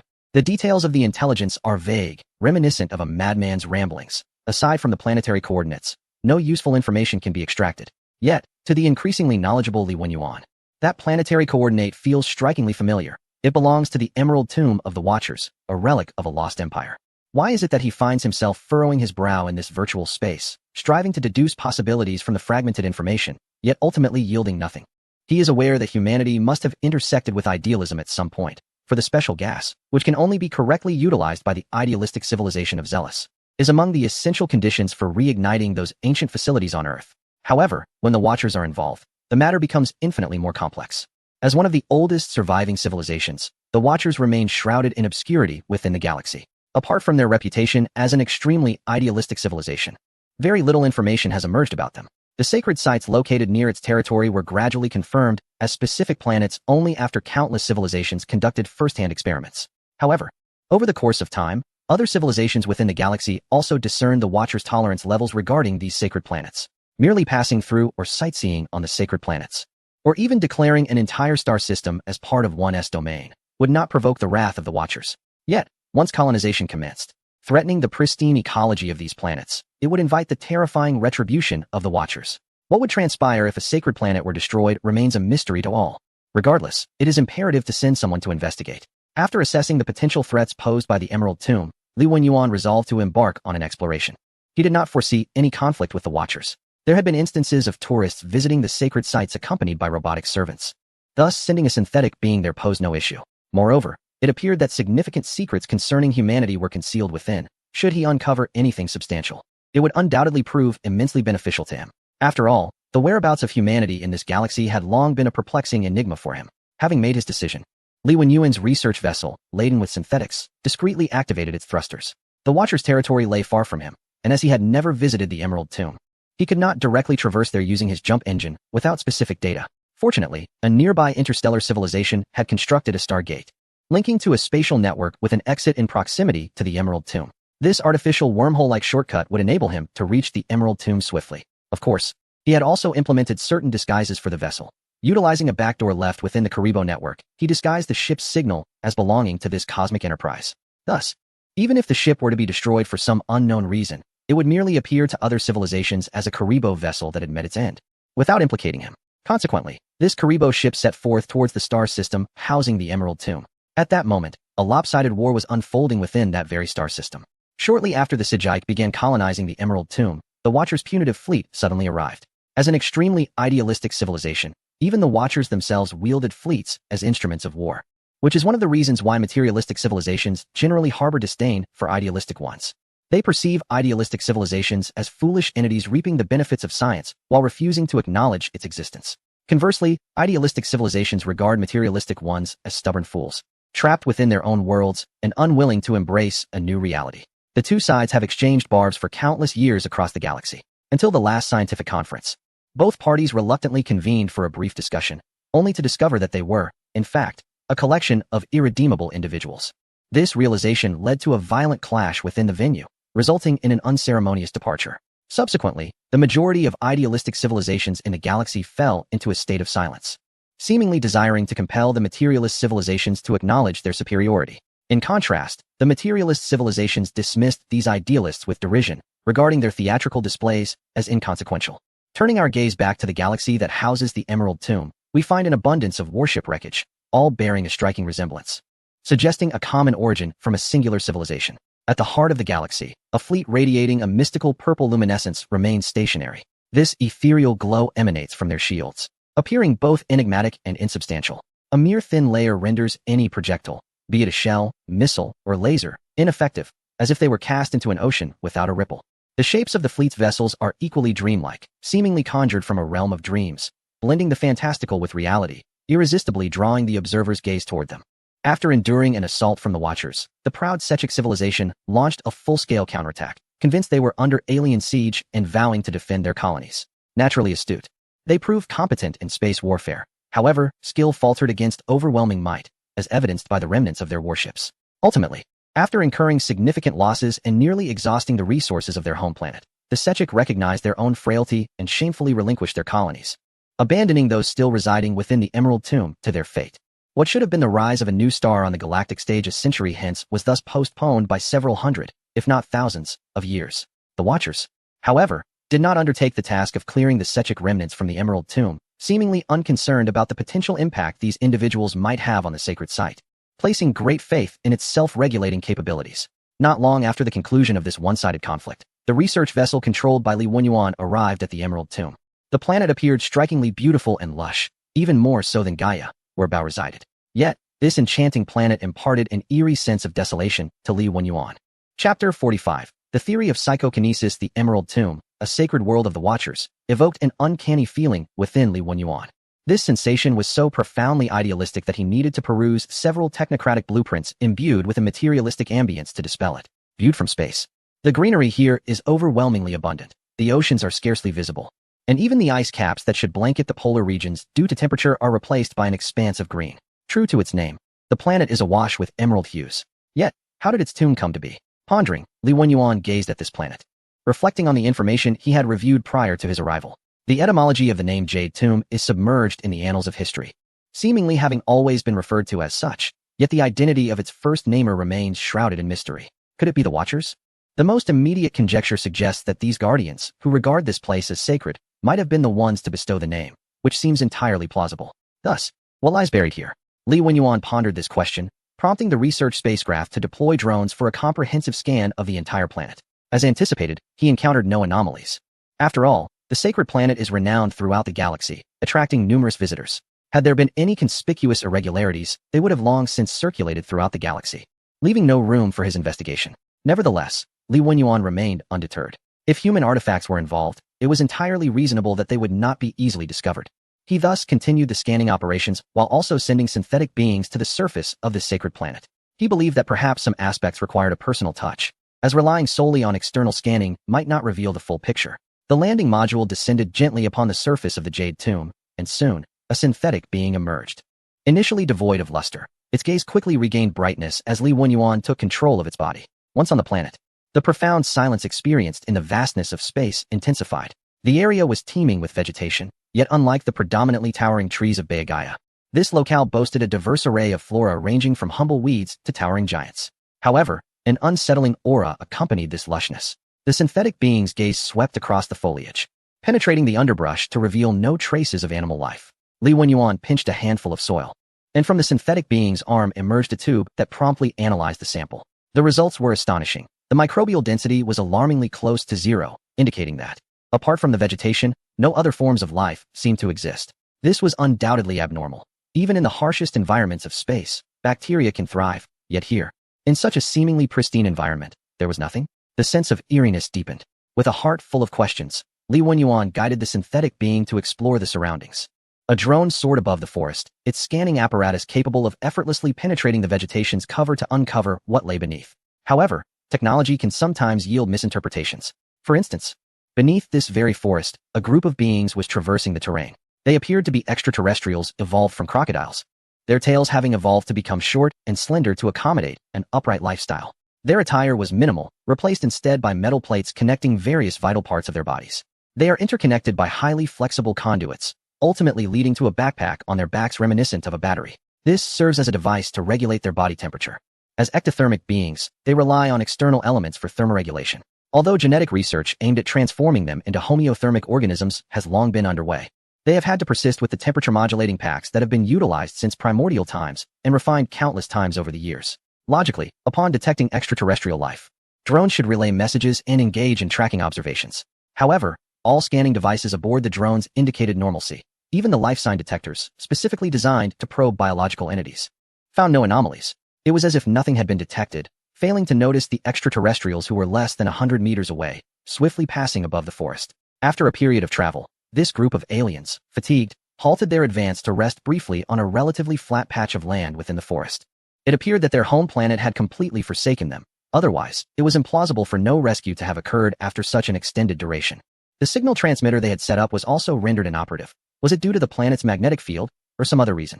In any case, they had no choice but to rely on their own resources. Moreover, do you not sense that this planet is becoming increasingly peculiar? This last statement plunged the group into a momentary silence. Ultimately, a figure who seemed to be the leader stood up and spoke. Do not be so paranoid. Where has our innate Sagic wisdom gone? Even if there are inexplicable occurrences, it is merely a reflection of our technology not yet reaching that level. Indeed, these individuals were the Sagic, who had come to colonize the sacred planet. Following their defeat, they were left here to perish. Fortunately, the battery capacity of the temperature-regulating packs had consistently been a focal point of their research, enabling them to undertake long treks during this time. However, as their stay on this planet lengthened, it gradually transformed from a habitable world into a realm of terror. Hallucinations, although troubling, were a minor concern. Initially, they had been a large group of over 1,000, with dozens of similar groups existing alongside them. As time passed, one or two individuals began to vanish without raising any alarms. Soon, dozens began to disappear, yet they conveniently found excuses to dismiss these incidents.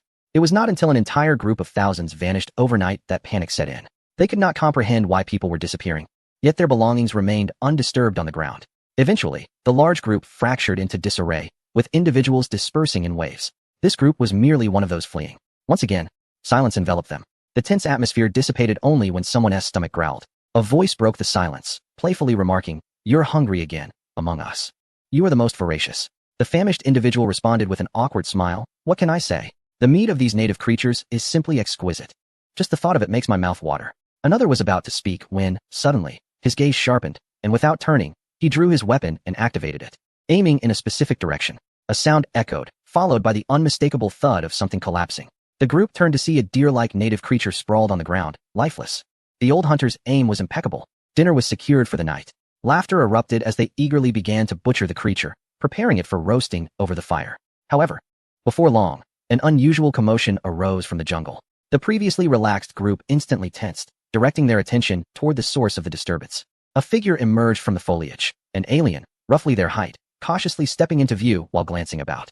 "Hey, what are you?"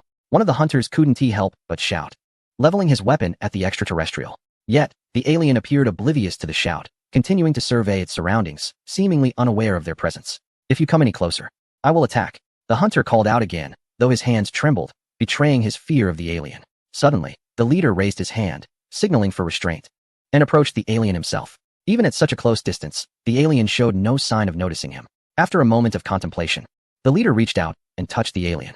Gradually, the group's expressions shifted from tension to astonishment, for they witnessed the leader's hand passing through the alien's body. Meanwhile, Li Wenyuan, who was actually controlling the synthetic being perceived as an alien, gazed in bewilderment at the deserted campsite. Various extraterrestrial instruments were scattered about, while at the center, an inexplicably burning fire blazed. He saw no aliens, yet sensed the lingering presence of someone. Just as the leader's hand traversed the synthetic's form, a long-dormant database suddenly activated. New technology has been added to the tech tree. What's this? The unexpected announcement startled Li Wenyuan, prompting him to access the tech tree interface. He scanned it briefly, failing to identify any newly illuminated technologies. However, he soon noticed that within the levels 1 to 4, which he had previously unlocked, a multitude of unresearched gray technologies had suddenly appeared. Ultimately, he discovered a novel technology within the foundational level 1, from which all the unresearched gray technologies branched out, forming an entirely new tech tree. As the foundational level 1 technology, it caused a flutter in Li Wenyuan's heart. Psychic theory, technology level 1, description, thought, in many respects, is an embodiment of the universe itself, a manifestation of a microcosmic world. Although not all species can attain this level, it undeniably exists within this universe. Perhaps the only truth we can grasp is our very existence. Potential technologies, psychic potential theory, 999, mind SI, 999. Zello utilization, 999. It was truly incredible as he gazed upon these technologies, unsure of what expression to wear. Chapter 46. Psychic Archives. The peculiar technology, known as psychic theory, had ultimately appeared on Li Wenyuan's technological tree. He glanced over it and noted that many of these technologies revolved around the manipulation of this unique energy known as psychic power. However, the specific nature of this psychic energy and its origins remained inadequately explained by the research division. Moreover, numerous technologies were related to Zello, and he now felt capable of utilizing Zello correctly, rather than as a mere construct of idealistic civilization. Had idealistic civilizations been studying this all along? Instinctively, Li Wenyuan thought of those strange idealistic societies. They shared many similarities with materialistic civilizations. They too required the cultivation of crops, the extraction of minerals, the construction of power generation facilities, and used fuel to liberate their vessels from the shackles of gravity, rather than merely believing their ships would fly. The fundamental divergence between materialistic and idealistic civilizations lay in the belief that idealistic societies maintained that there existed a special realm within the universe, accessible to individuals through the training of consciousness, wherein they could harness the materials of that space. Conversely, materialistic civilizations dismissed this notion as preposterous, demanding evidence from idealistic societies to substantiate their claims. Ultimately, idealistic civilizations faced failure and were subjected to derision. Nevertheless, they did not concede defeat, for above them loomed a lost empire that had perhaps reached the zenith of idealism. This exemplary existence continually inspired them, guiding them toward possible avenues. Perhaps, in the not-too-distant future, the materialistic civilizations of the entire galaxy would be astounded. Was I, in a sense, validating the potential of idealism? Li Wenyuan's expression in the virtual realm was somewhat peculiar. The singular psychic technology on the technological tree appeared far from fabricated. It was evident that the research division acknowledged its existence.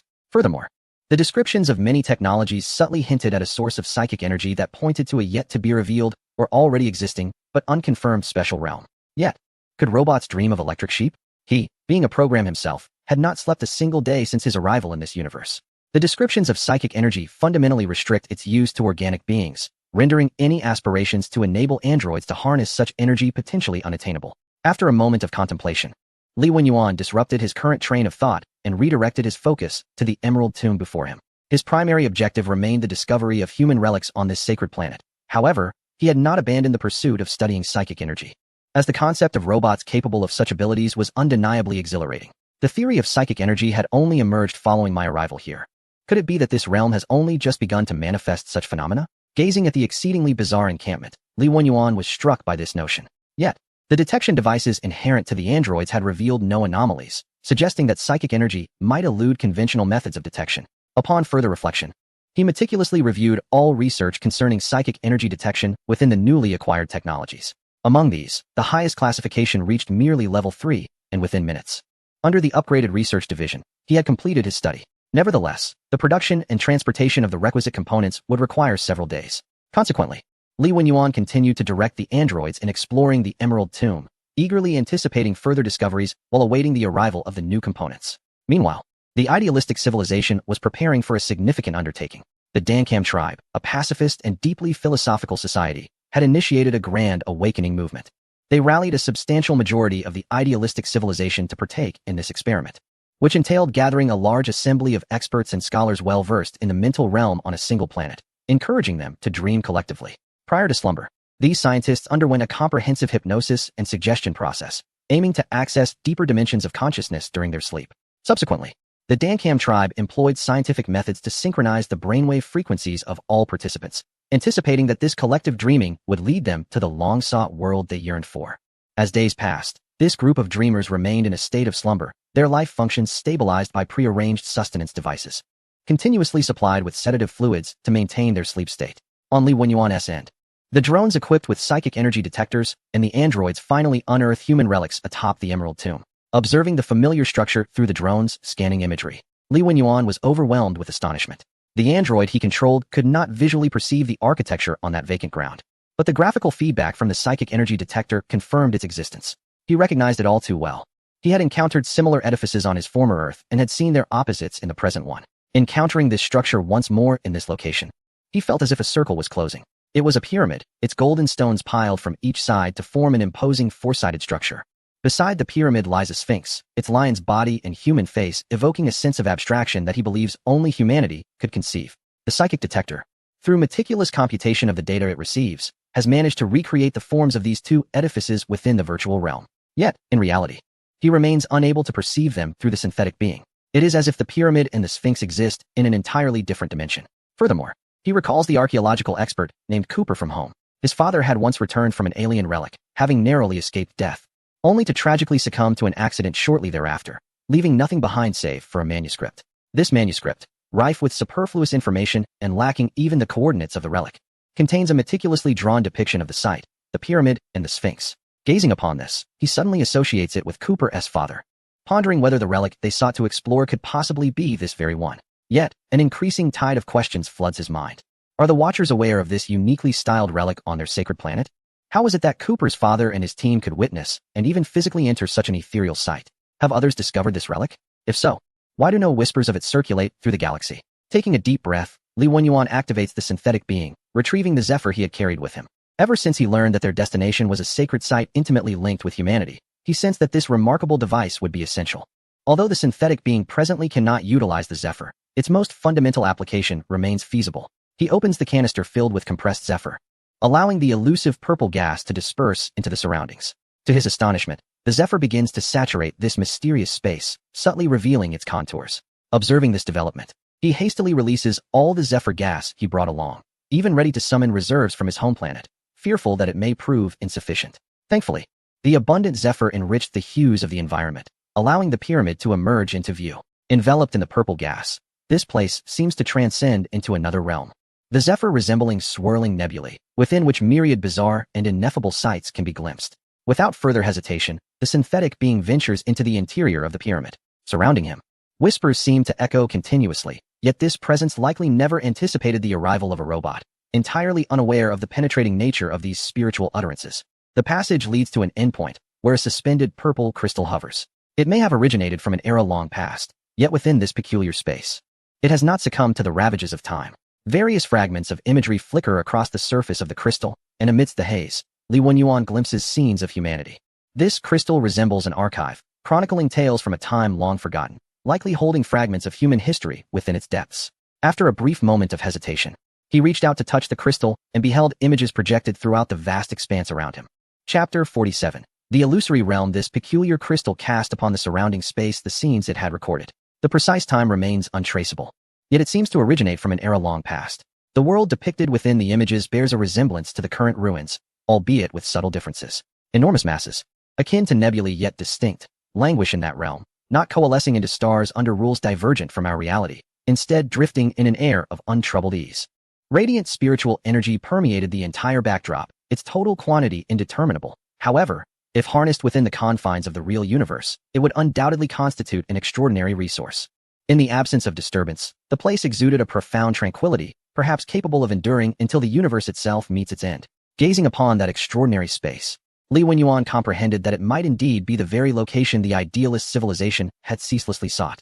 The imagery flickered, and the serene scene was abruptly transformed into a tempestuous maelstrom, the dreamlike hues shattered by an apocalyptic sense of destruction. Countless shadows fought within this realm, exhibiting feats akin to those of myth and legend. The entire essence of the space was intricately harnessed to serve as a formidable weapon, rendering even fusion reactions somewhat inferior in comparison. Yet, these shadows were not human. They existed in a liminal state, their forms suffused with high concentrations of spiritual energy, with only a scant representation of physicality remaining, discernible solely through their bizarre anatomical structures which marked their divergence from humanity. These shadows belonged to the same species, seemingly embroiled in a debate over some matter, distinctly splitting into two factions, which gradually escalated into a war that engulfed their entire kin. The realm became perilous due to the conflict, and through this process, some terrifying entities were either birthed or awakened. No one could ascertain the duration of the war. Ultimately, the beleaguered faction chose to sacrifice the remainder of their kin, concentrating their life essence into the last survivor, who was entrusted with the task of concluding the conflict. The war culminated in this final individual slaying all their kin, leaving only him amidst the chaos and danger wrought by the strife. Within this protracted imagery, a scene related to humanity emerged at the last moment. A distinctly human figure arrived in this realm, curiously surveying everything around, as if it were their first visit, locking eyes with the one who had extinguished the lives of all their kin. The recording of images concluded here, yet the written account persisted. Text, akin to an auxiliary introduction, materialized within the frozen scene, and Li Wenyuan was decidedly certain that it was inscribed in human script. In the year 12,000 of the Ascension era, we endeavored to construct a superluminal project that would connect all galaxies, aspiring to liberate future civilizations from the constraints of light speed. During this ambitious undertaking, we stumbled upon another highly advanced civilization, which filled us with exhilaration. The prospect of communication between civilizations is undoubtedly more meaningful than interactions with primitive creatures incapable of dialogue. Regrettably, this civilization's entire populace had entered an unknown realm through means we did not comprehend. From the remnants they left behind, we learned that this civilization referred to themselves as the Zealous. The mysterious space they ventured into is known as the Void Realm. After a period of diligent research, we uncovered that this Void Realm was, in fact, the very place that had initially provided us with significant assistance. Subsequently, we harnessed their technology to discover a method for stable entry into the Void Realm and appointed the most suitable scientist to serve as our diplomatic envoy to the Zealous. Unfortunately, our endeavors were met with misfortune. The Zealous had succumbed to a civil war for reasons unbeknownst to us, leaving only one survivor. Despite the differences in our races, the remaining Zealous expressed joy at our arrival, evidently sharing the sentiment that the cosmos is not as solitary as it seems. He was reticent to discuss their past, merely cautioning us against returning to this place. After offering us numerous pieces of advice, he declined our invitation to join us, opting instead for self-termination. Through his words, he conveyed remorse for the actions of his people, wishing that future civilizations would not repeat their tragic mistakes. We mourned this loss deeply. Yet through the psychic crystals left behind in the Void Realm, we came to understand the events that transpired among the Zealous. They had, at the cost of their entire race, averted a catastrophe that threatened to annihilate the galaxy. In honor of this last Zealous, we erected a tomb within the Void Realm to inter his remains. However, the Void Realm has since become increasingly perilous due to their actions, with certain entities that may pose a threat to the galaxy awakening during this process. Now, the entire Void Realm is scattered with their remnants, likely the ashes of their sacrifice, imbued with potent psychic energy. After deliberation, we have resolved to seal the Void Realm, not only to prevent others from repeating the same mistakes, but also because we have come to realize that the gifts once bestowed upon us may have long been marked with a price. However, without traversing the virtual realm, our ambitious interstellar engineering project aimed at connecting the entire galaxy would come to a standstill, and future civilizations might never again have the opportunity to meet. Ultimately, we sealed off the majority of pathways to the virtual realm, leaving only a narrow opening necessary for facilitating our faster-than-light travel. Concurrently, we converted most of the ashes left by the Zello people into gas, ensuring that even if someone were to obtain this gas, the spiritual potency contained within would be significantly diminished. Following this, we sought ways to delay a certain deadline, hoping to complete our Galactic project and discover a means for survival before time ran out. The wealth of information embedded in the text left Li Wenyuan profoundly astonished. It took him some time to clarify his thoughts and enrich the database with additional details regarding humanity. Indeed, humans existed long ago, at a time when achieving faster-than-light travel was exceedingly difficult. Thus, they embarked on a grand endeavor to overcome the constraints of light speed. The Zello and humanity essentially coexisted in the same era, their encounter brief, yet successful in leaving behind an ancient tale. However, there were many ambiguities. What was this deadline? What did the gifts entail? Could it be that humans of that age were truly capable of defending themselves? In this virtual realm, it must be the unique space that idealistic civilizations have long sought, ultimately shut off by humanity. Li Wenyuan furrowed his brow, continuously distilling the information within this string of text. Was the danger within the virtual realm referring to entities born from it? Were they biological beings, civilizations, or something else entirely? Moreover, those Zello gases were the products of the transformation of Zello ashes. Thinking about it was rather chilling. As he pondered, he suddenly recalled that this pyramid relic should house the remains of the last Zello individual. Yet, surveying the surroundings, he found nothing else aside from this crystal of spiritual energy. Who could have taken away his remains? In his memory, this Zello, who embodied the power of all his kin, must possess formidable spiritual energy, and his remains could not be underestimated. Thus, Li Wenyuan contemplated the Watchers, this lost empire that regarded this place as a sacred site. Just as if to respond to his conjecture, all civilizations across the galaxy detected exceedingly unusual fluctuations simultaneously, as if a certain space had been opened. The sources of these fluctuations were twofold, one within the domain of the Watchers, and the other on the planet where the Dankam Grand Collective was conducting its Great Awakening movement. Chapter 48. Life's 50 years, like a dream, like an illusion. The experts and scholars who had been dormant during the Great Awakening movement suddenly awakened simultaneously, while the pre-installed detection devices registered a similar fluctuation at that very moment. Even as these subjects exhibited excruciating headaches, barely able to maintain their footing, some around them could not restrain their inquiries. What did you witness? Did you reach that place? Deep down, they harbored a sense of assurance, yet only by hearing the answer firsthand could they truly find solace. Meanwhile, despite their discomfort, the scholars brimmed with excitement, fully aware of their companions' urgency, for they had indeed confirmed the existence of that realm. One individual, who was not in as dire a condition, promptly responded, "Yes. We did enter that place. The immense spiritual energy, once unimaginable, permeates the area, and the nebulous Zhe-Luo gas is abundant. An instinctual premonition whispered to me that this realm is the void. He conveyed these words in one breath, without a hint of breathlessness, his eyes radiating unwavering confidence. The others, who had been anticipating something, momentarily froze upon hearing his declaration, only to erupt into thunderous cheers. Finally, the day had arrived. The potential for spiritual awakening would no longer be limited to a select few chosen individuals. Henceforth, all our kin shall become the masters of their own souls. And to those materialistic fools, next time, we shall deliver a resounding slap to their faces with our spiritual energy. Days later, the Dankam clan, in conjunction with several idealistic civilizations, announced their discovery of the void, proclaiming that the path to this realm would no longer remain sealed, and that all consciousness could now access that space. Initially, the materialistic civilizations dismissed this revelation, but as a few meticulous scientists awakened their own spiritual potential through experimentation, they began to realize that the idealistic civilizations might indeed have achieved something significant. However, this monumental discovery soon settled into a calm within the materialistic civilizations, as they found that spiritual energy was not as advantageous for them as anticipated. For instance, the idea of replacing conventional energy sources with spiritual energy ended dramatically in failure. They discovered that the machines built with immense human and material resources to extract energy directly from the void were less effective than the energy produced by a few atomic fissions. Moreover, after a video surfaced of an individual hailed as the most powerful spiritual energy user, many universal enterprises concluded that it paled in comparison to obsolete robots from 2 decades prior. Thus, the materialistic civilizations continued to mock a group of individuals who had spent countless years affirming the supremacy of physics. In contrast, the idealistic civilizations retorted, a band of pitiful souls who, knowing a treasure lay before them, remain unable to harness it. In summary, the discovery of the void merely represented the existence of a unique space in the cosmos for the materialistic civilizations. Yet for the idealistic civilizations, it signified a monumental turning point in their destinies.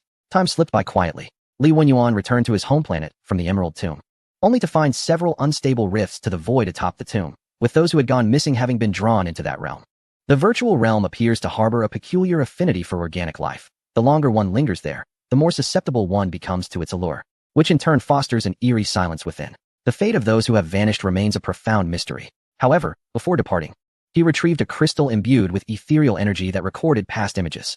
This artifact possesses formidable capabilities, enabling the stabilization of a narrow expanse of the virtual realm for interaction, requiring none of the extensive preparations or resources demanded by idealistic civilizations. As for the virtual realm itself, Li Wenyuan pondered, temporarily setting it aside on his list of tasks. Although the tales recorded suggest the presence of perilous entities within, he currently lacks the means to seal off the virtual realm as humanity once did. At present, he is uncertain of its contents, and even if danger lurks within, he surmises that the Watchers, the lost empire likely most intertwined with it, would be the first to confront it. Thus, he found solace in focusing on how to enable the synthetic beings to harness ethereal energy through the virtual realm, while simultaneously embarking on the creation of a third fleet. Upon returning to his home planet, he utilized the ethereal crystal to open a small segment of the virtual realm, allowing the synthetic beings to step inside. He refrained from permitting any organic life forms near this space, not even Lillian, who could naturally breathe the Zello. He had heard enough about the disappearances within the virtual realm associated with the idealistic civilization. He had no desire for his companion of many years to vanish into its depths. Once again, he controlled the synthetic beings to enter this space. Surrounded by the same atmosphere, the same clouds drifting by, yet the synthetic beings remained oblivious to any sensations. Is it still unfeasible for ethereal robots to function? Li Wenyuan furrowed his brow, continually directing the synthetic beings in and out of the space. Yet, the guidance typically experienced by those from the idealistic civilization did not manifest. He even conducted several tests on the auditory systems of the synthetic beings to ascertain whether their failure to perceive sounds from the virtual realm was due to mechanical malfunction. Was it a matter of consciousness? Or perhaps the soul? He contemplated the reasons, and then turned his gaze toward a technology within the scientific tree that had long captured his attention. Synthetic Human Personality Matrix, Technology Level 7, Description. After enduring a prolonged evolution of societal perspectives, the populace has finally grasped that non-corporeal consciousness possesses uniqueness and independence. The mysteries of consciousness will be unraveled through data analysis, and the feats of mythology shall be realized. From this moment forth, we shall create our own souls. Possible technologies. None. This technology level surpasses even that of colossal architectural engineering, and its potential outcome may very well grant synthetic beings the essence of life. The ethical and philosophical dilemmas entwined within this endeavor are exceedingly intricate. For a conventional society to accept such a transformation would likely require an extensive passage of time. Nonetheless, these matters are of little concern to him at present, for he is unable to delve into this 7th-level technology. Let us set aside the matters concerning the psychic robots for the time being. Recently, there has been a notable surge of activity within the galaxy, and I sincerely hope that the idealist civilization refrains from instigating any grand endeavors. With this thought, Li Wenyuan redirected his focus towards the expansion of the fleet. Meanwhile, the idealist civilization, which had been the subject of high expectations, successfully achieved preliminary utilization of the virtual realm through their relentless efforts. It was the Dankam Great Clan whose psychic experts delivered splendid news. We have successfully established contact with an ancient and powerful entity within the virtual realm. An apprentice hurried into the elders' assembly room to relay this message, bringing smiles to the faces of the elders. One elder, striving to maintain an air of calm, remarked, "Indeed, this should solidify our standing within the idealist civilization. No other civilization has likely attained a level comparable to ours. Yet, many others could not feign indifference." The pride stemming from their accomplishments within the virtual realm caused their spirits to soar. After a flurry of boasting, someone finally inquired, "What do our experts say? Do they have clarity about the nature of that being?" At this moment, the apprentice shook his head, displaying a look of perplexity. "We could not ascertain much. That entity spoke only a single sentence before sending us back. Such a poor temperament. What was said? 50 years. Chapter 49. The Task of the Lost Empire 50 years. As the Dankam Great Clan deliberated the implications of this 50-year time frame, similar murmurs arose within the confines of the Lost Empire of the Watchers. It appeared that they too had ventured into the virtual realm and encountered the same voice. "My friend, are you certain we should proceed in this manner?" A voice of caution emerged, attempting to dissuade a companion based on the information recorded in the psychic archives, suggesting that the entities within the virtual realm might not be divine. "I understand," replied the one being cautioned, rising to meet the gaze of the voice that had spoken earlier. "We merely require a belief to unify the spiritual forces of all. A deity may exist or may not. It serves merely as a stepping stone on our path forward. If necessary, we can adopt another." The speaker was the high priest among the Watchers, a figure of leadership. It seemed he had entered into a dispute with his friend, and they were now engaged in a patient dialogue of persuasion. Yet, the voice of the cautionary friend was tinged with exasperation, utterly bewildered by the high priest's reasoning. Suddenly, the high priest smiled, his voice wavering like a whisper. "We have lingered at this stage for far too long. We must discover a method to advance further. The Zerlo tribe has already achieved the monumental feat of universal sanctification, while we continue to bear the tribulations of the flesh. If they can accomplish this, why cannot we? After trading with the entities in the virtual realm, our collective psychic potential has undergone a qualitative leap. Why not continue to leverage the virtual realm? As long as one arrives in another world before time runs out, the virtual realm is merely a venue responsible for providing energy." The advisor fell silent for a moment before continuing. "Our technology is sufficiently advanced to satisfy all desires. Thus, progress may not appear to be of paramount importance. We have lingered in this galaxy for so long. Why should we risk engaging in such perilous endeavors? I fail to comprehend." The high priest shrugged, a peculiar expression gracing his features. "Precisely for this reason, I am the high priest, and you, dear Zaklon, have become the embodiment of our faith, our prophet." Upon hearing this, the advisor known as Zaklon fell silent once more, his gaze imbued with a sense of disappointment. "Is my role as prophet merely a grand pretext, akin to how we existed before our fall?" "Certainly not, prophet." The high priest wore a smile. "You are the voice of the divine. Each of your utterances constitutes a prophecy, and all believers shall fight for you. This is no mere excuse. Then I shall depart. Once I leave this realm saturated with spiritual energy, my lifespan shall return to normal, and I will seek a place to spend my remaining days. As for the rationale to present to the outside world, feel free to concoct any narrative. Perhaps in a few decades, another prophet shall emerge. Oh dear prophet, should you leave in such a manner, countless followers will be left despondent." Zaklon shook his head, his expression devoid of sorrow or joy. "I am merely a mechanism for issuing tasks. As for followers, I have never possessed any. Only a group of pitiable souls who have misplaced their faith." With that, he departed without a backward glance. The high priest, upon Zaklon's exit, gradually returned to a tranquil demeanor, and the hall was enveloped in silence. After some time, the populace of the Watchers learned of the prophet's departure in search of the chosen ones, plunging them into profound sorrow, as if they had lost a spiritual cornerstone. Harnessing this pervasive emotional tide, coupled with the formidable support derived from the virtual realm, the Watchers entered a brief period of serenity. Perhaps it would not be long before they would announce their return to the world. The Earth continued its rotation, the scene shifting to the realm of the lost mechanical empire. Within the research sector dedicated to the builders, Li Wenyuan received a message. The 7th analysis of the nanobot remains indicates that we must control a stargate from the builders to proceed with the next phase of our research.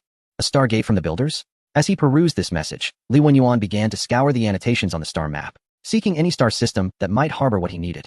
The outcome was unsurprising. He found no relevant star systems. While many locations possessed stargates, they were all manually constructed by interstellar civilizations. According to the star map, no one had yet discovered any extraordinary stargates. This presents quite a challenge.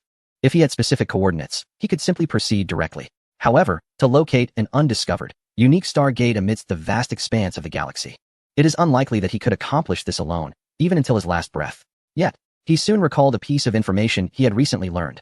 Not all lost empires are entirely severed from interstellar contact. Some of these forgotten realms are quite eager to assign tasks to younger civilizations, rewarding them generously upon task completion. For instance, the observers. Once, Li Wenyuan had believed that all lost empires were taciturn beings, quick to resort to violence over trivial matters, and look down upon others. However, the observers appeared to be a rather affable lost empire, one that maintained the most contact with other civilizations in the galaxy. They perpetually issued a task to collect peculiar creatures found within the galaxy. Young civilizations could exchange a certain number of these unique species for rewards from the observers. Some civilizations even presented their own races as peculiar creatures to the observers, successfully obtaining substantial resources for their kind. Among them, certain civilizations, due to their prolific completion of tasks, became favored by the observers and were directly gifted a small fleet from the Lost Empire as a reward. This revelation sparked envy among other civilizations, leading to the collection of unusual creatures becoming a fundamental pursuit for every civilization. Some even established specialized adventurer organizations to race against other civilizations. After all, the observers do not accept duplicate peculiar creatures. They seek only new specimens. Reflecting on this, Li Wenyuan realized that he too resembled a lost empire. Relying solely on himself to find the Stargate of the Gate Builder was rather daunting. But perhaps delegating this task to other civilizations might yield swift progress. After comparing the rewards offered by the observers and concluding they would not impose a significant burden upon him, Li Wenyuan resolved to publish a task throughout the galaxy to seek a particular ancient Stargate, persisting until it was found. Consequently, civilizations that frequently monitored the activities of the lost empires were suddenly alerted by a message from the Guardians. Wait, what is this new development? A significant event. The Guardians have issued a task. They seem to be the third lost empire to do so, following the observers and the wanderers. What fortune! Rather than competing with those who are already adept at flattering, we should seize the opportunity to make our mark with the Guardians. Let us see what the task entails. As other civilizations engaged in fervent discussions regarding the new task from the Guardians, only Karibo appeared despondent. I had thought we were special. Yet it seems we have not left a lasting impression on the Guardians. Blaine wiped away a tear and summoned the perplexed bear creature to his side. Come, let us deliberate on how we can swiftly, impeccably, and impressively accomplish the task set forth by the Guardians. Chapter 50. The distant Stargate. The Guardians, through their assignments, have delegated the search for unique Stargates to various civilizations across the galaxy. While some civilizations are curious as to why the lost mechanical empire seeks such artifacts, a mutual understanding prevails, and no one dares to inquire. Asking about personal matters has always been a taboo, especially when it concerns a fallen empire. Countless interstellar adventurers have become active once more, including seasoned explorers who have previously served the observers and the wayfarers, all eager to partake in the Guardian's mission. Many adventurers have garnered support from their respective civilizations, hoping that by successfully completing the task, they may earn a modicum of favor in the eyes of the Guardians. After all, the task set by this lost empire merely requires the coordinates of special stargates. A venture that has historically posed no danger and is thus willingly embraced by all. Low risk, high reward. Who would not seize such an opportunity? In summary, amidst the substantial influx of manpower, a fortunate few have indeed discovered the special stargates. I am known as the Lone Wolf, and today marks the 60th day of my 521st interstellar expedition. The Guardian's task has ignited fervor throughout the galaxy, and I too have joined the ranks of seekers. Finding unique stargates among the myriad star systems in the galaxy is akin to searching for a needle in a haystack. So I resolved to prepare meticulously. I first sought the counsel of several experts I was acquainted with, hoping to glean insights on what precisely constitutes a special stargate. However, I evidently underestimated the ingenuity of my fellow adventurers. By the time I arrived, no fewer than a dozen had already sought knowledge from these specialists. Overwhelmed by the incessant inquiries, the experts refused all visitors. Reluctantly, I resorted to less honorable means to compel their cooperation. To my surprise, one expert revealed that in his youth, he had encountered a special stargate, but before he could share further details, I had already intercepted the information. Thus, after sifting through numerous falsehoods, I followed the clues and arrived at this location. As I pen this entry, the Lone Wolf slightly raises his gaze toward the cosmos beyond the porthole. This place is a black hole. Such celestial bodies, emblematic of an ending, are shunned by all. Yet, in this perilous vicinity, a Stargate stands resolute. Its antiquity is evident. The design of the Stargate starkly contrasts with contemporary styles, a form so archaic that it is absent even from historical textbooks. After a prolonged gaze, I remembered to document the imagery here, placing particular emphasis on the Stargate itself. Subsequently, I hastily departed, intent on selling this information at a premium. to win the favor of the Lost Empire. Ordinary civilizations are often willing to offer rewards even more lavish than those of the Empire itself to acquire such intelligence. He is a lone wolf, unburdened by the moral reproaches of his own civilization. For him, the maximization of profit is paramount. The trading partner he has chosen happens to be a cosmic enterprise that has long been associated with the banner of the lost mechanized empire. He firmly believes that this civilization would be eager to engage in transactions with him. Shortly thereafter, Li Wenyuan received a message from Kairibo, esteemed guardian. We are your former trading partner, Kairibo Interstellar Trading Company. Regarding the task you previously issued, we believe we have found the answer. The coordinates and relevant proof images have been uploaded for your review. Should you recall us, we kindly ask that you refrain from compensating us, as being able to assist you is our greatest motivation. This overt flattery sent shivers down Li Wenyuan's spine, compelling him to first view the recorded images to dispel this unwarranted sensation. As he gazed upon the celestial body documented in the footage, a look of genuine interest finally crossed his face. This Stargate was indeed quite extraordinary. Most artificial stargates in this galaxy are constructed outside the gravitational wells of stars to prevent the passage from being affected by gravitational forces.